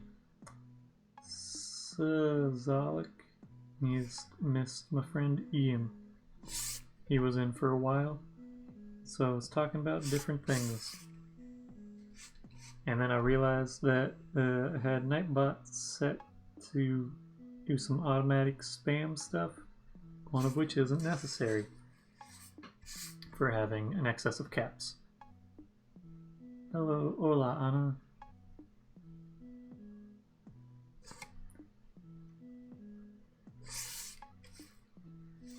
I think that Beatrice I'd cracked my back, and I think she might have put all caps, like something about my back sounded not great.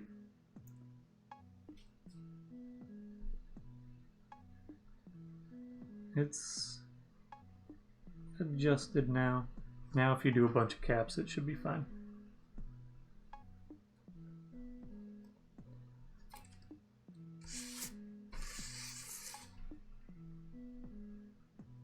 There's some default things that might become necessary in the future if I have a lot of folks spamming things or being too aggressive with messaging in quick succession, something like that.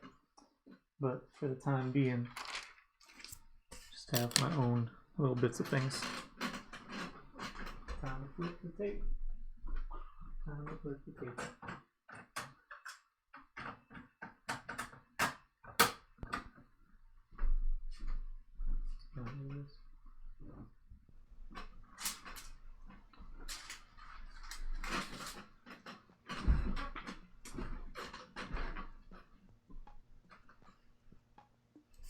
I may or may not finish these by the time this tape ends.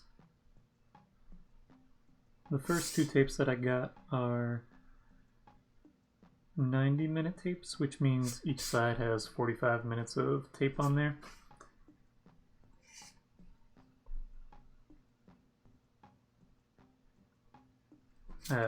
But the other tapes that I got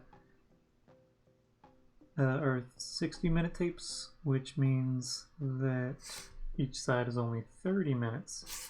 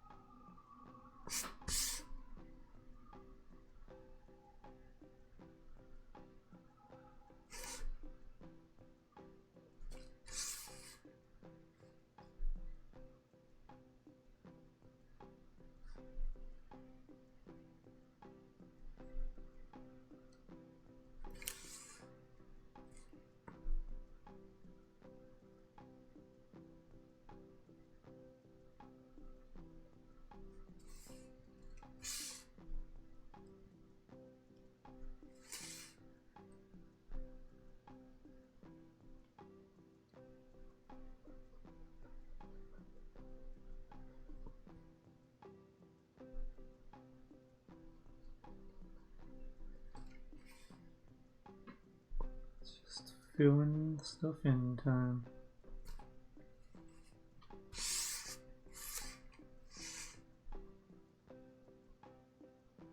Probably take 40 minutes.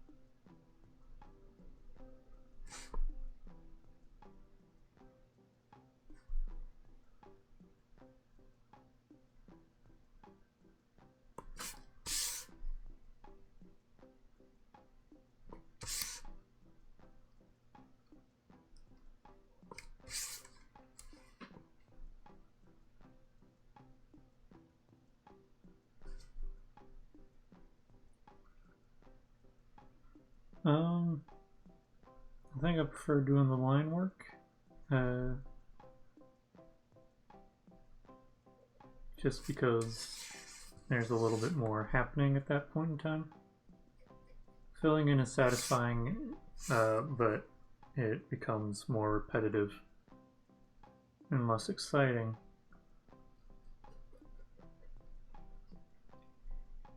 Because I'm not creating anything as much as I am just finishing something.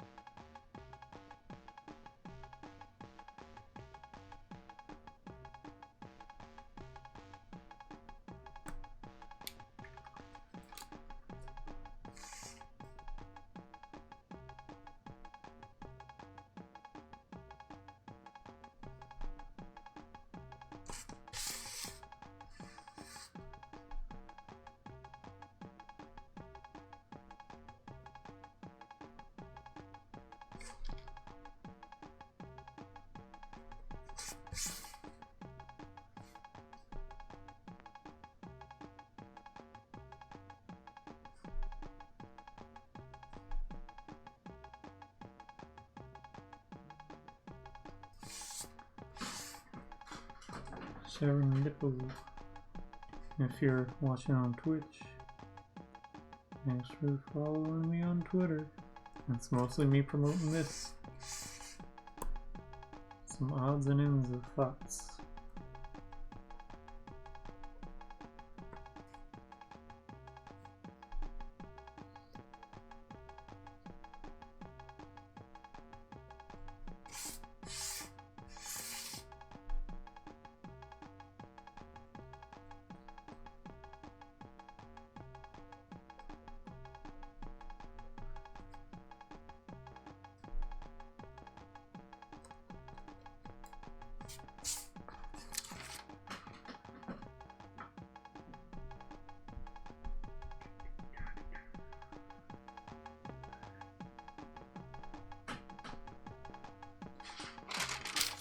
The next few frames are going to be faster.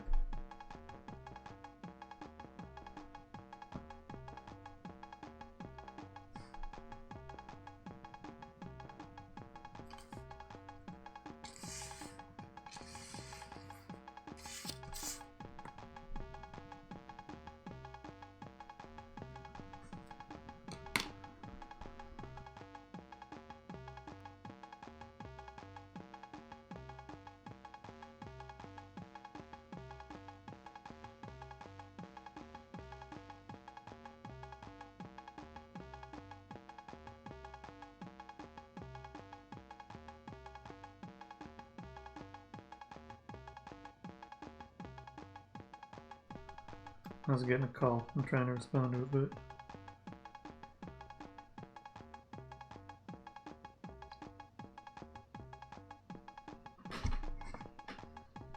I was considering whether or not to pick up or not. I have something happen in the morning that was probably about. Let's see if they leave a message.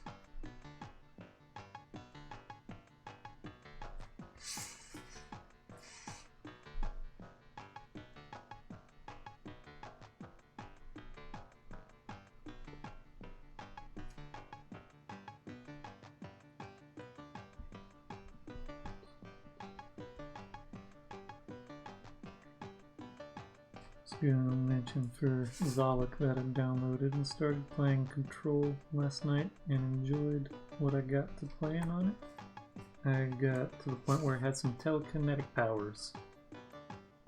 And I got the hotline or something. And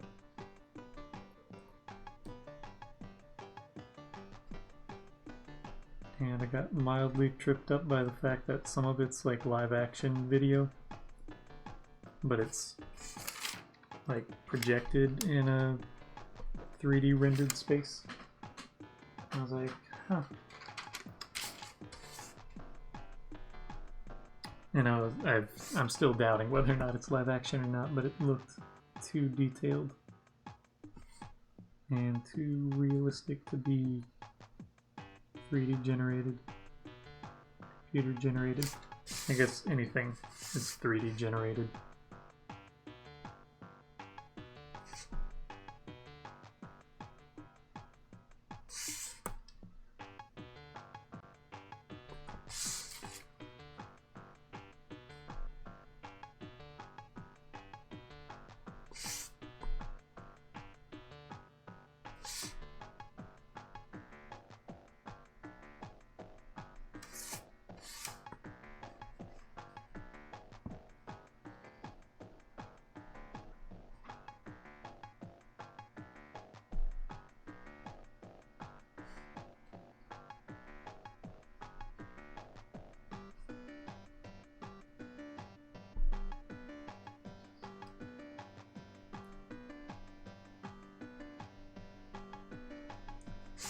I went into Control not having any specific expectations of what even sort of game it was.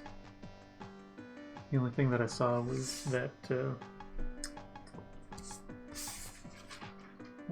Control overview said to shoot something, and I was like, so it's some sort of shooter. But then I got tripped up because I've been playing Wolfenstein, and that's like very much first person. And this one's third person, which is nice for having a larger field of view, but it took me a minute to get used to the being in a third person game again. Despite the fact that I played a little bit of Red Dead not that long ago. And I mostly play that in third person. Because I get disoriented riding the horse in first person viewpoint in that game. Coming up on being halfway done. I did play BioShock, the first one, not too long ago, and enjoyed playing that.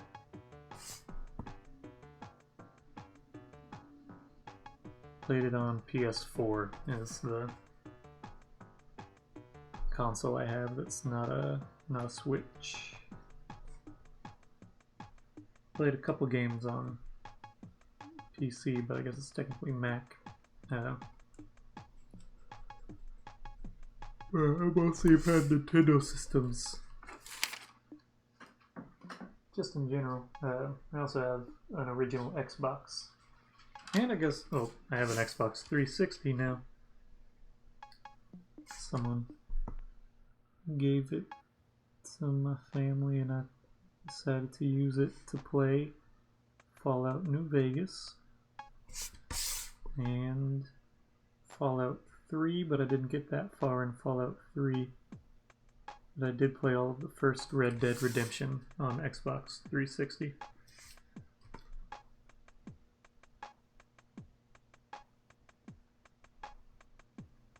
And in my mind, I'm like, that game's not that old, but it is kind of old. Didn't realize how much the graphics and aesthetics of it were of those moments.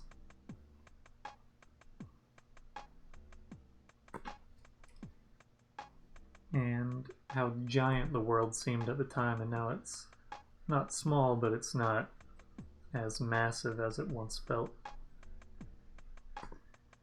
Playing through Skyrim and Breath of the Wild and Red Dead Redemption 2. Fallout 4. All games that are a bit larger in scope as far as the maps are concerned. And the older games, Fallout New Vegas is pretty big, and then the expansions, the DLC, give it a bit more space on top of that.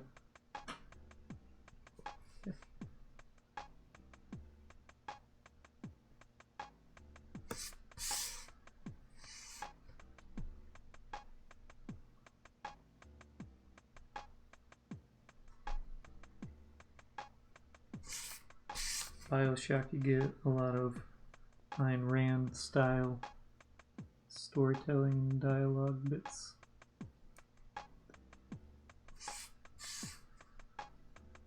I like Fallout better. It depends what sort of thing you want. I only played the one Wolfenstein game, and it's fun. It's cartoonish, but it's very linear.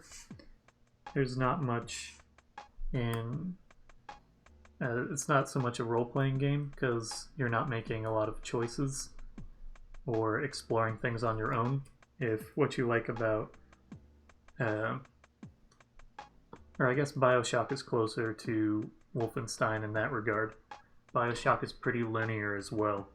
It's not a world that you explore on your own, where Fallout has more of that. If you ever played Skyrim, you'll probably have more of a feel of just the open world feel of Fallout. At least Fallout 3, 4, and New Vegas.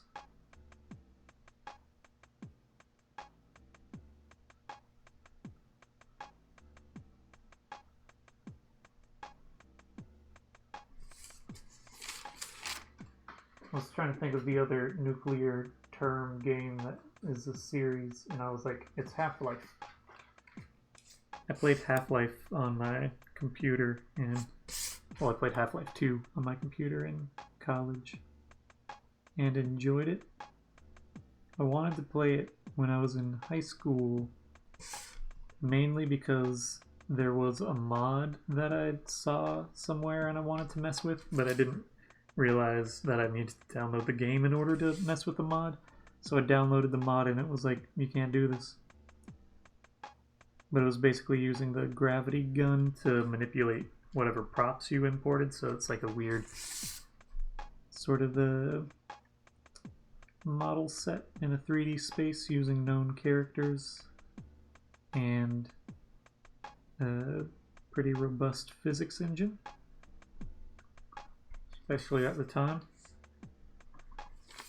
I played Fallout 4 first because I dated someone who had it on PS4, and they were more excited about Fallout 4 because in general she played more video games than me and got me sort of back into playing some of them. That's how I started playing Pokemon again, and how I played got into playing Animal Crossing New Leaf. I played that game more obsessively. That's why I got the new Nintendo 3DS XL, which I don't know where it ended up, the one that I had. But that was a fun system. And I lost whatever data that I had on there because it's on its thing. I do know where my Nintendo DS, that ended up just being somewhere. Doesn't have a great battery life. But I think it's the only thing I have that will play Game Boy games.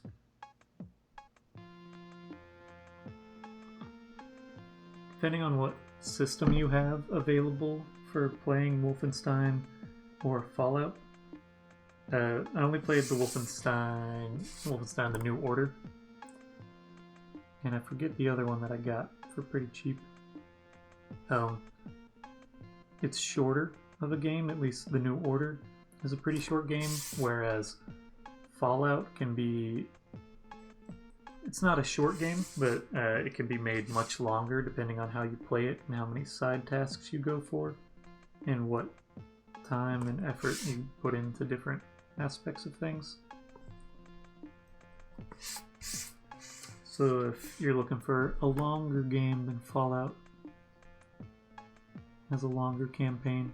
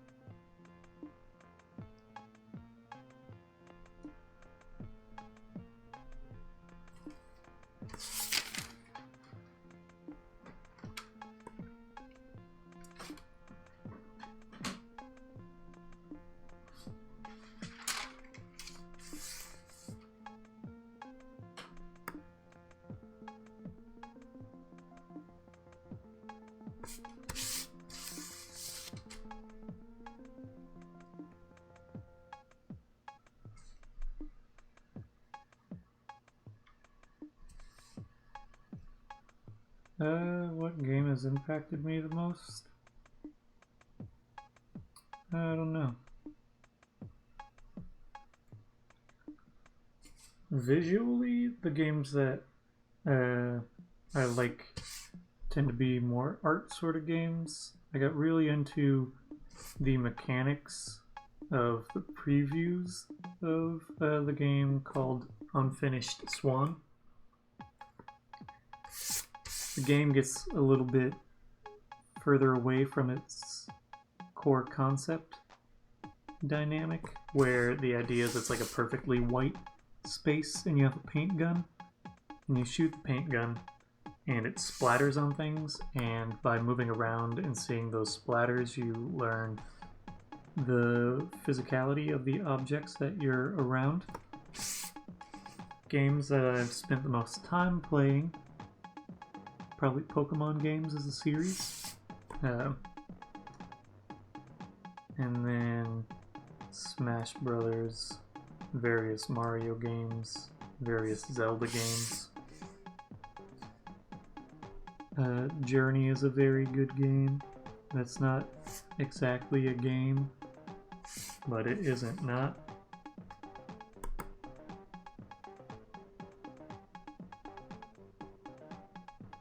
If I'm going for just like straight impact, it's probably just various Zelda games. Like Ocarina of Time.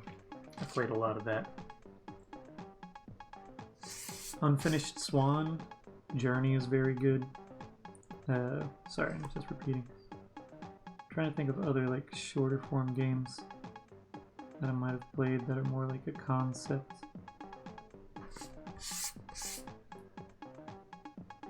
I got Journey and Unfinished Swan in like an indie bundle thing that was happening on PlayStation at some point. I really enjoyed Horizon Zero Dawn as a style, aesthetic, approach, and storyline. It was a bit different. I also had... It's a violent game, but it's not like so absurdly violent. If you don't like... Gris is a game that I enjoyed a lot. I played that on the Switch. Hollow Knight I enjoyed a lot. Just trying to think of different games. Enjoy a lot of like Nintendo staples.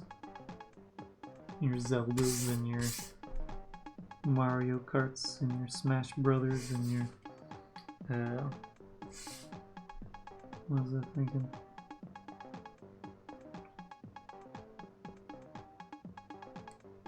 Just various your Pokemons. I played a lot of Guitar Hero.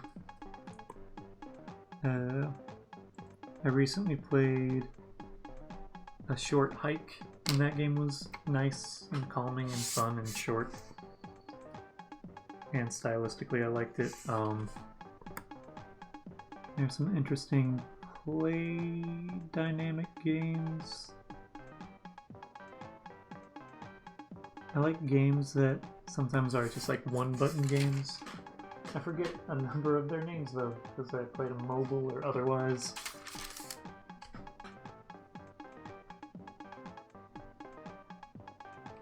Snow Bros? Is that the name of the thing?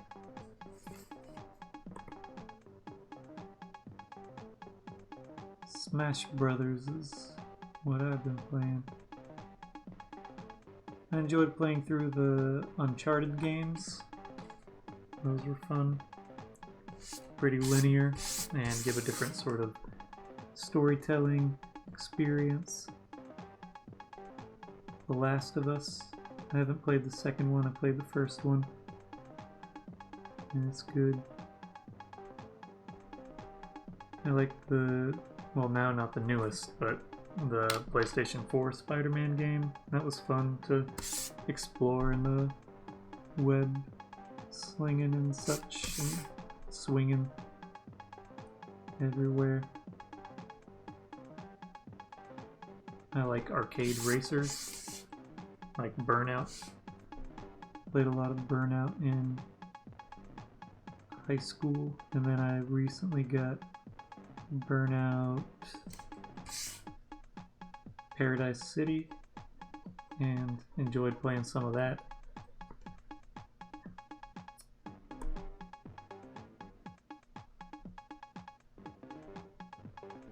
I never played The Last of Us 2, but the first one I enjoyed. I got that when around the time that I got a PS4 because I got a bunch of on sale games.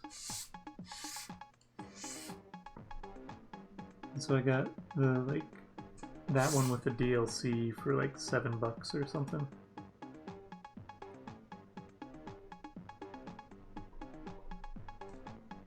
I also got Metal Gear Solid 5, but I haven't played any of it. I've never played any of the Metal Gear games. But that was on sale for like $5 or something a while ago. I don't know what it is now. My phone's about to have an alarm go off.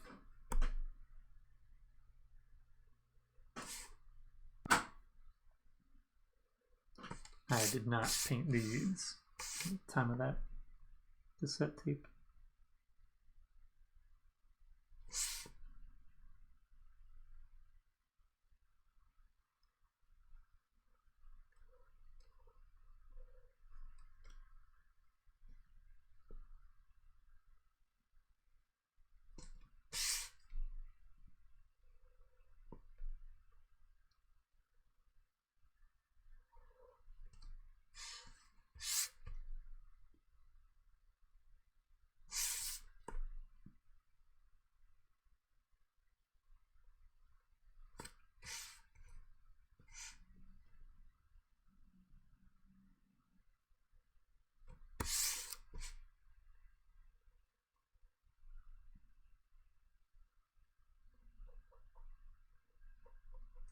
I'm gonna finish painting this and then I'll switch out the tapes.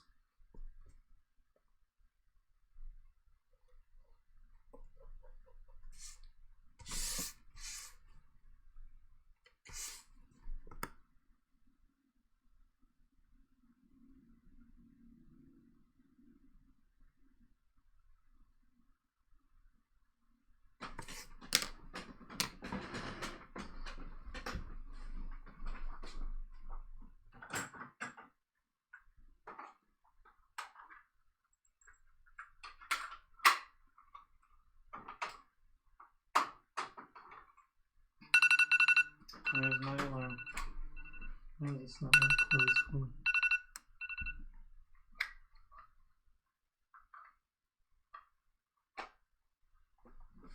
Anyway. Bongo time.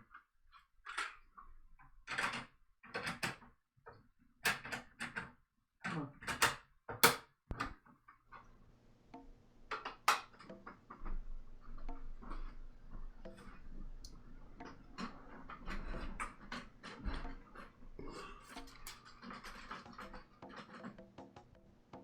enjoyed Portal 2. That's a game that I really like exploring and sort of meditating on core concept and exploring what all you can create with those like limited formats. Portal 1 and 2.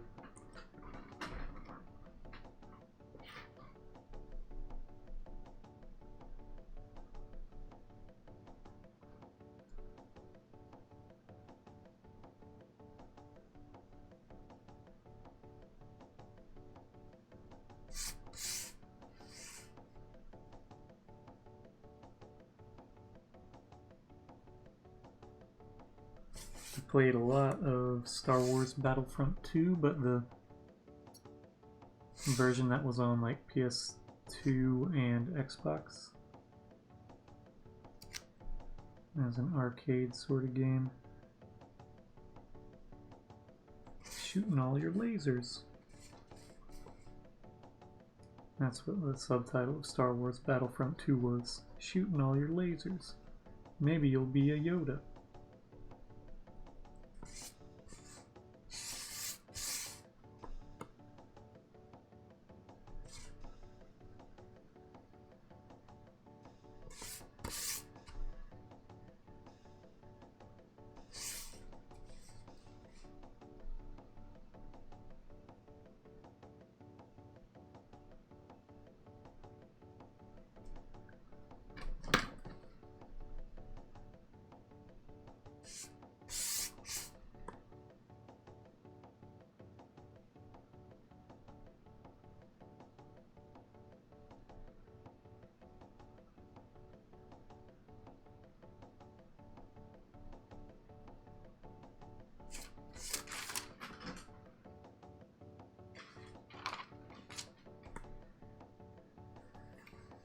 What's the audio playback like? Looks okay.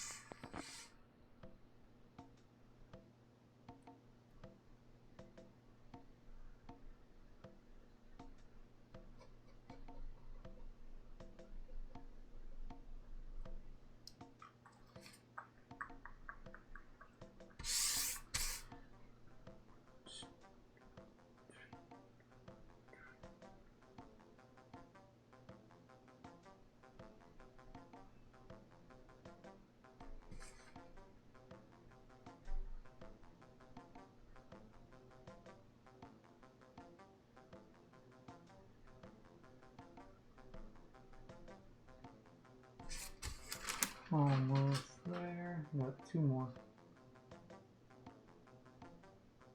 Scanning time. And I gotta remember to marinate the chicken. It's not much to do, I just have to like chop it up. Cover it in some sauce in a bowl with saran wrap so that it doesn't get bacteria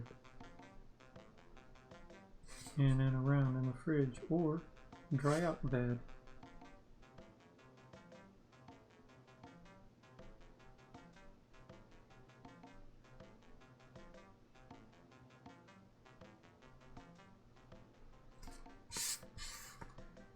My older sister gifted me some omsom, which is like I think it's Korean American folks, but some spice stuff for bulgogi, and it's just a spice sort of marinade thing. The chicken, put on some stuff, but most Thursdays this past year, give or take, pandemic times, have been doing Thursday cooking with my sister, and so gotta prep for that. I just need to marinate it before going to sleep.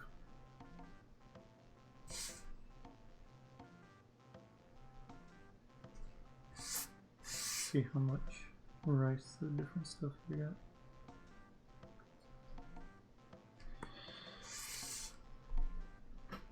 I'm trying to get my posture better. You heard my back cracking. It's the sort of thing that, not the back cracking, but cooking with my sister, something that she would initiate, and I would be like, I would have never thought to do that. That's the main reason why I haven't been animating on Thursdays. It's because I have that commitment.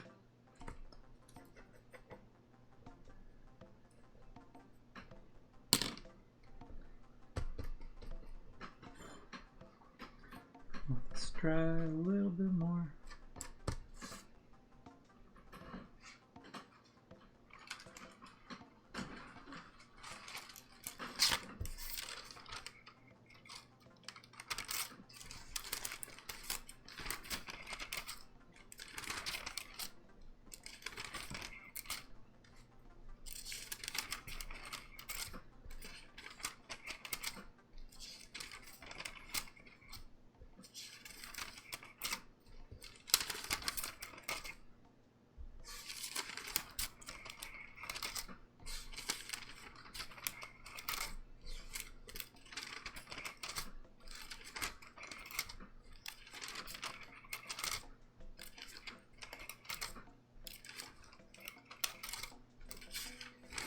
Creeping up on 6.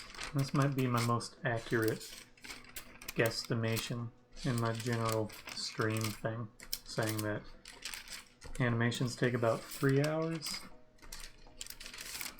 and drawings take about 1, but so far I think all my drawings have been either less or significantly more than that. My hand's a little dry. Which is the good Sharpie? This is a good one. This is the over there guy now. Alright, so let's move that slightly. Drop this down and get it as far to that direction as I can. We'll zoom in a bit.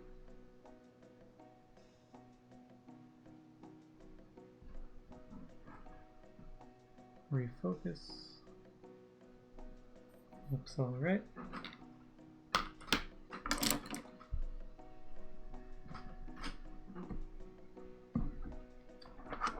Plug this in. Image capture. Move this guy over.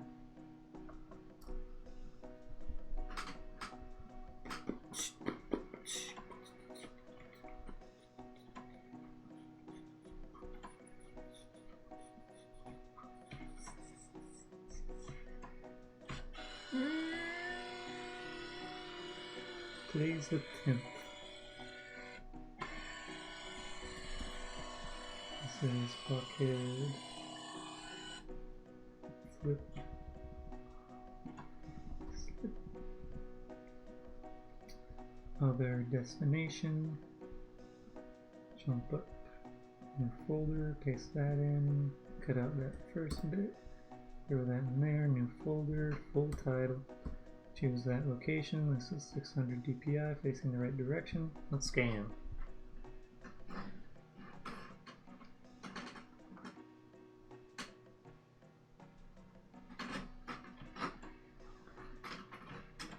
Stretching.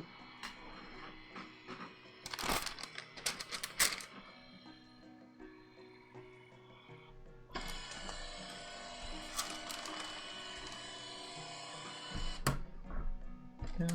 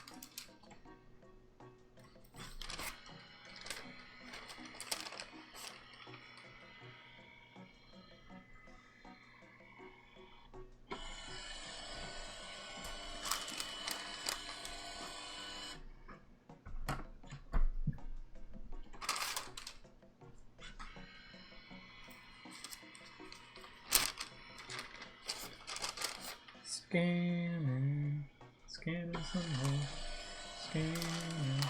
Don't know how many scans I've made in my lifetime, but it's probably a lot more than the average person.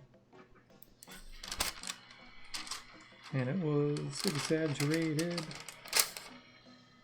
a little less than a year ago.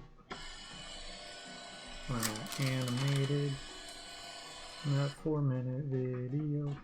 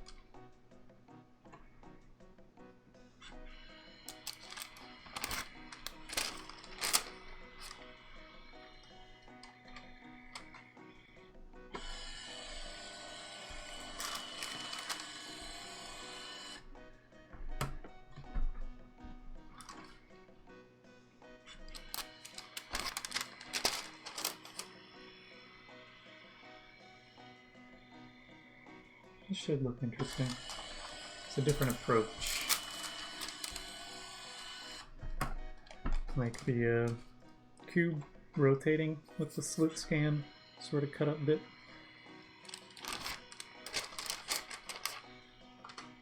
Had less exaggerated of a perspective.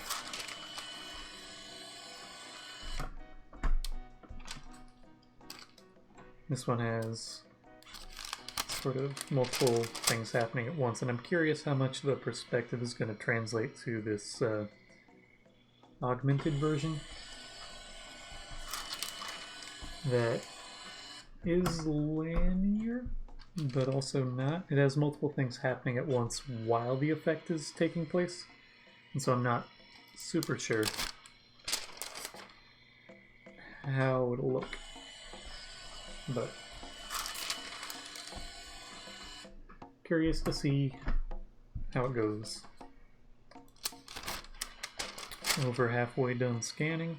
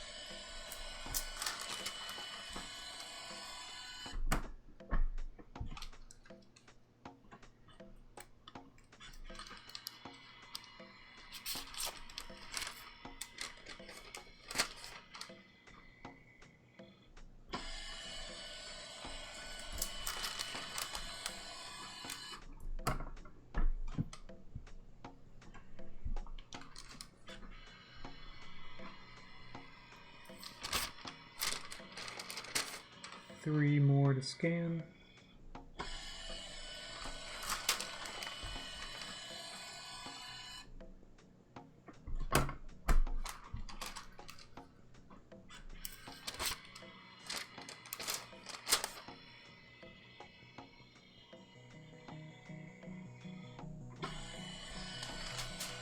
I'll have to pick that up. Two more to scan.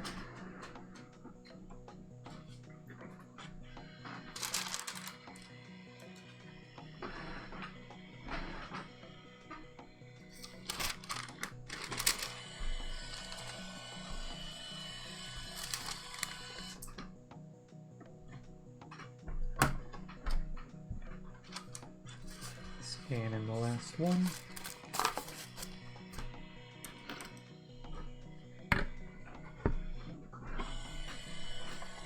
Grab this up. Let's open this up.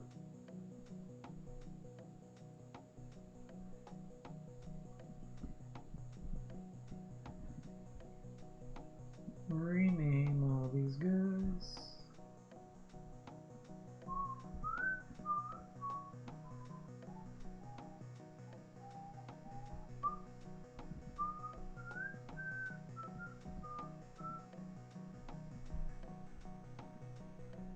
And Photoshop, File, Scripts, no files and stack, Browse, Designs, 2010, all these, throw them in there. While that's loading up, put these guys away. Also zoom this out.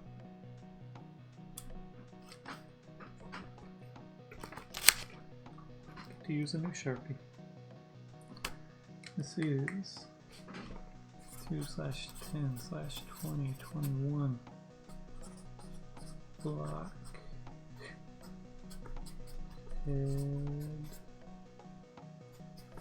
Flip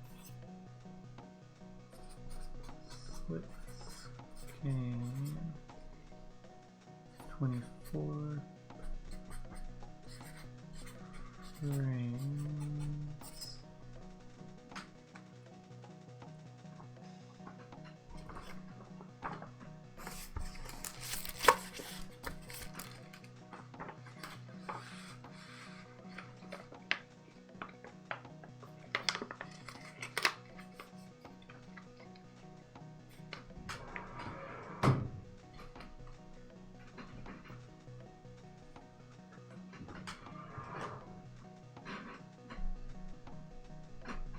That mode still.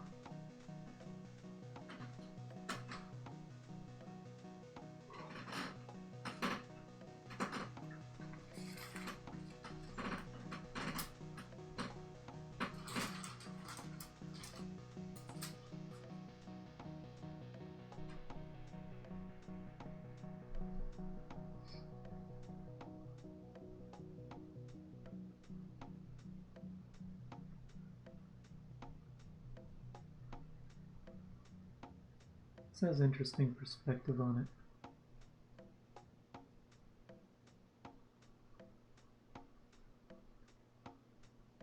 Almost done.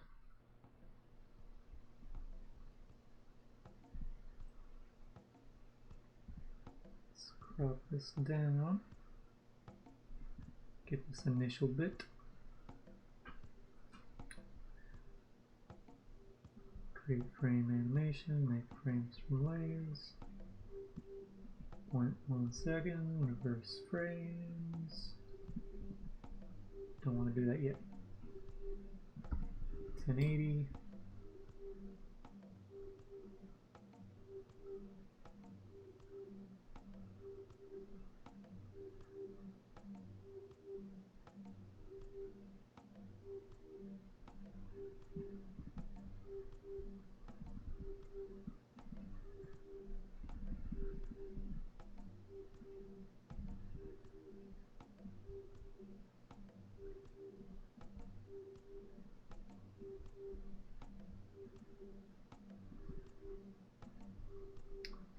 Render these out.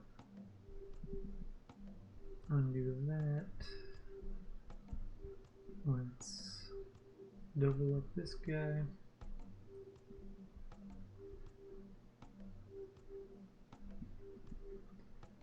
Make these darken. Give me a place to crop.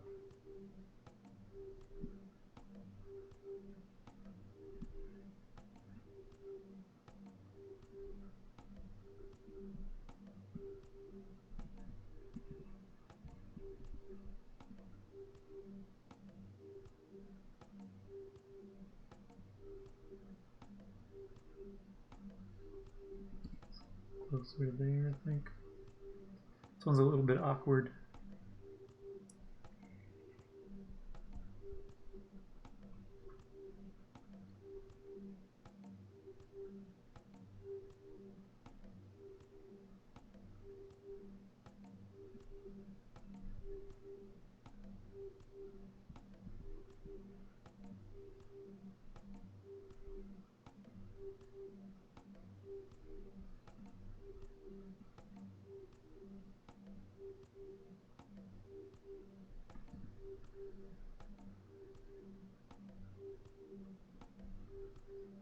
Might have gotten that a little bit too tight, not sure.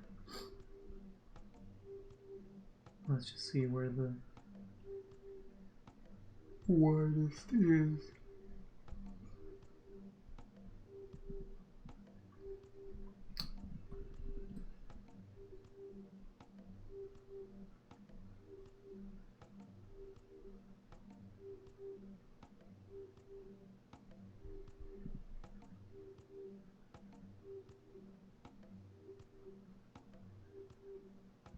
That looks cool.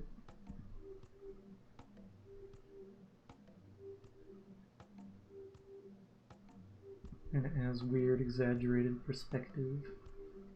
Alright, so let's throw this on here, darken this a bit, not too much. Save this out as a star, copy that, Paste that there.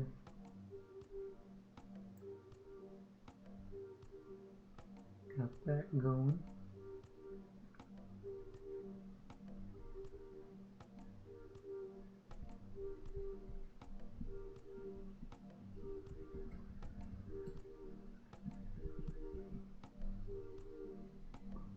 Save this out.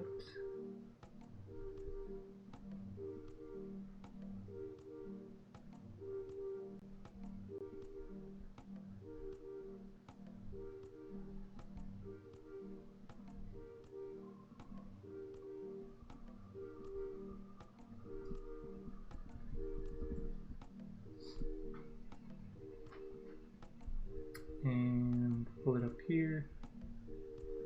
Change what this one is. You know what? Actually, cancel that. I'm going to add a new one.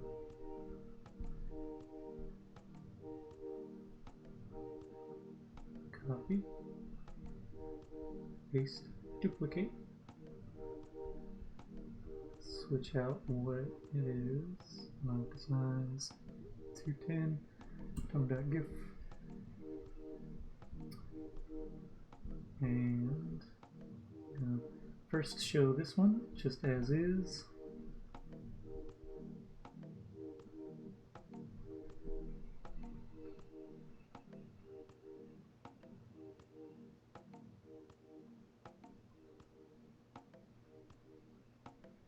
I don't think that I could do this freehand and have that perspective. I think I have to do this sort of like twice over. Do it once, just straight up what it is, and then come back and do it a second time. This is a different approach to something. Learning to do the basics of perspective in an animation, and then sort of coming back and changing it up. So just now that that's played a few times, I'm going to show this next to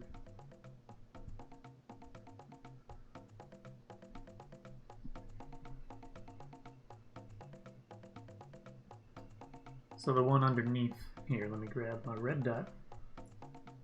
Oop. Come on, just let me grab this red dot. I don't know what that is. It's this guy.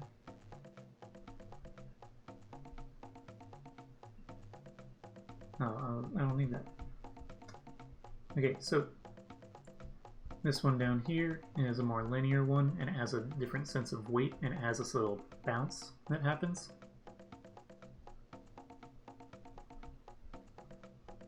I think I changed this one up. Let me actually go in here. Yeah, that's not the one that I wanted. I want Tomoto. So this one has weight to it, and it falls and hits sort of flat, where this one is sort of like a softer. So I omitted the little bounce bit, and I left in this one as a frame that it's only one smear, and this one sort of has two smear spots, so it is softer in general. But they're referencing almost the same animations, it's just changing some things out a little bit. It's the same perspective, but it's got a different feel to it. Okay, so general spiel time. I'm going to throw my links up here. If you want to buy these original frames, a shirt that's using these frames, other shirts, other stills, other works that I have available, you can go to traceloops.com/store. That link just got posted in the chat. You can also watch this stream or other streams, as well as some additional work stuff on YouTube. If you want to follow me on other platforms, you can follow me on Instagram, instagram.com/traceloops. YouTube is youtube.com/traceloops. I'm also on TikTok, tiktok.com/@traceloops if you want to go on a browser. Otherwise, you can just search for Traceloops. If you are interested in buying something from the web store and having it shipped outside of the US, there's not an option directly in the store because of various price differences for shipping. It's like maybe 50 cents to $1 difference in the US, so it's negatable. But for international, it can vary like $10. If you're interested in that, though, I can work with you, and it'll be a little bit pricier just for the cost of shipping. But you can email me traceloops@traceloops.com. That also is just thrown there in the link, or in the chat just now. I'll be back tomorrow at 3 p.m. As I mentioned before, I gotta marinate some chicken and cook with my sister, so it won't be as long of a stream. It'll probably be 1 to 2 hours, as opposed to a full 3 hours that we have today, and a little bit of change on top of that. And if you are, I'm gonna just throw out these other things as well. If you want to join my Discord, it's primarily just me posting to remind you that I have stuff going on and putting some links and such in a way that you can click directly out of, but you can join that server here. And if you enjoy the music that plays and want to stream it on your own time, I have it uploaded to YouTube. I looked briefly at the possibility of Spotify stuff, but Spotify is, you gotta set up more and do licensing stuff, and I don't make enough or want to profit off of that in a direct way that anyway, it's on YouTube and you can find it at that link. There are 2 uploaded right now, which are the longer ones that are an hour and a half. Soon I'll get the cowbell one up, but still got a minute on that, and then I'm working on another tape that has a lot of drum machine hand claps on it, but I still need to finish recording that one. I haven't played it on stream at all, I don't think. So thank you all for watching, appreciate it. Thanks for new followers. If you want to sub, that is welcome. And you, right, as of right now, means you get this little guy. To use however you see fit, which is appropriate for the last 2 streams because it's essentially the same figure that I've been animating, same face. But I was trying to see if that popped up in the chat bit. I don't think it does as a emote. Anyway, thank you all for watching. Be back tomorrow. Links right there to different stuff. Adios. Gracias.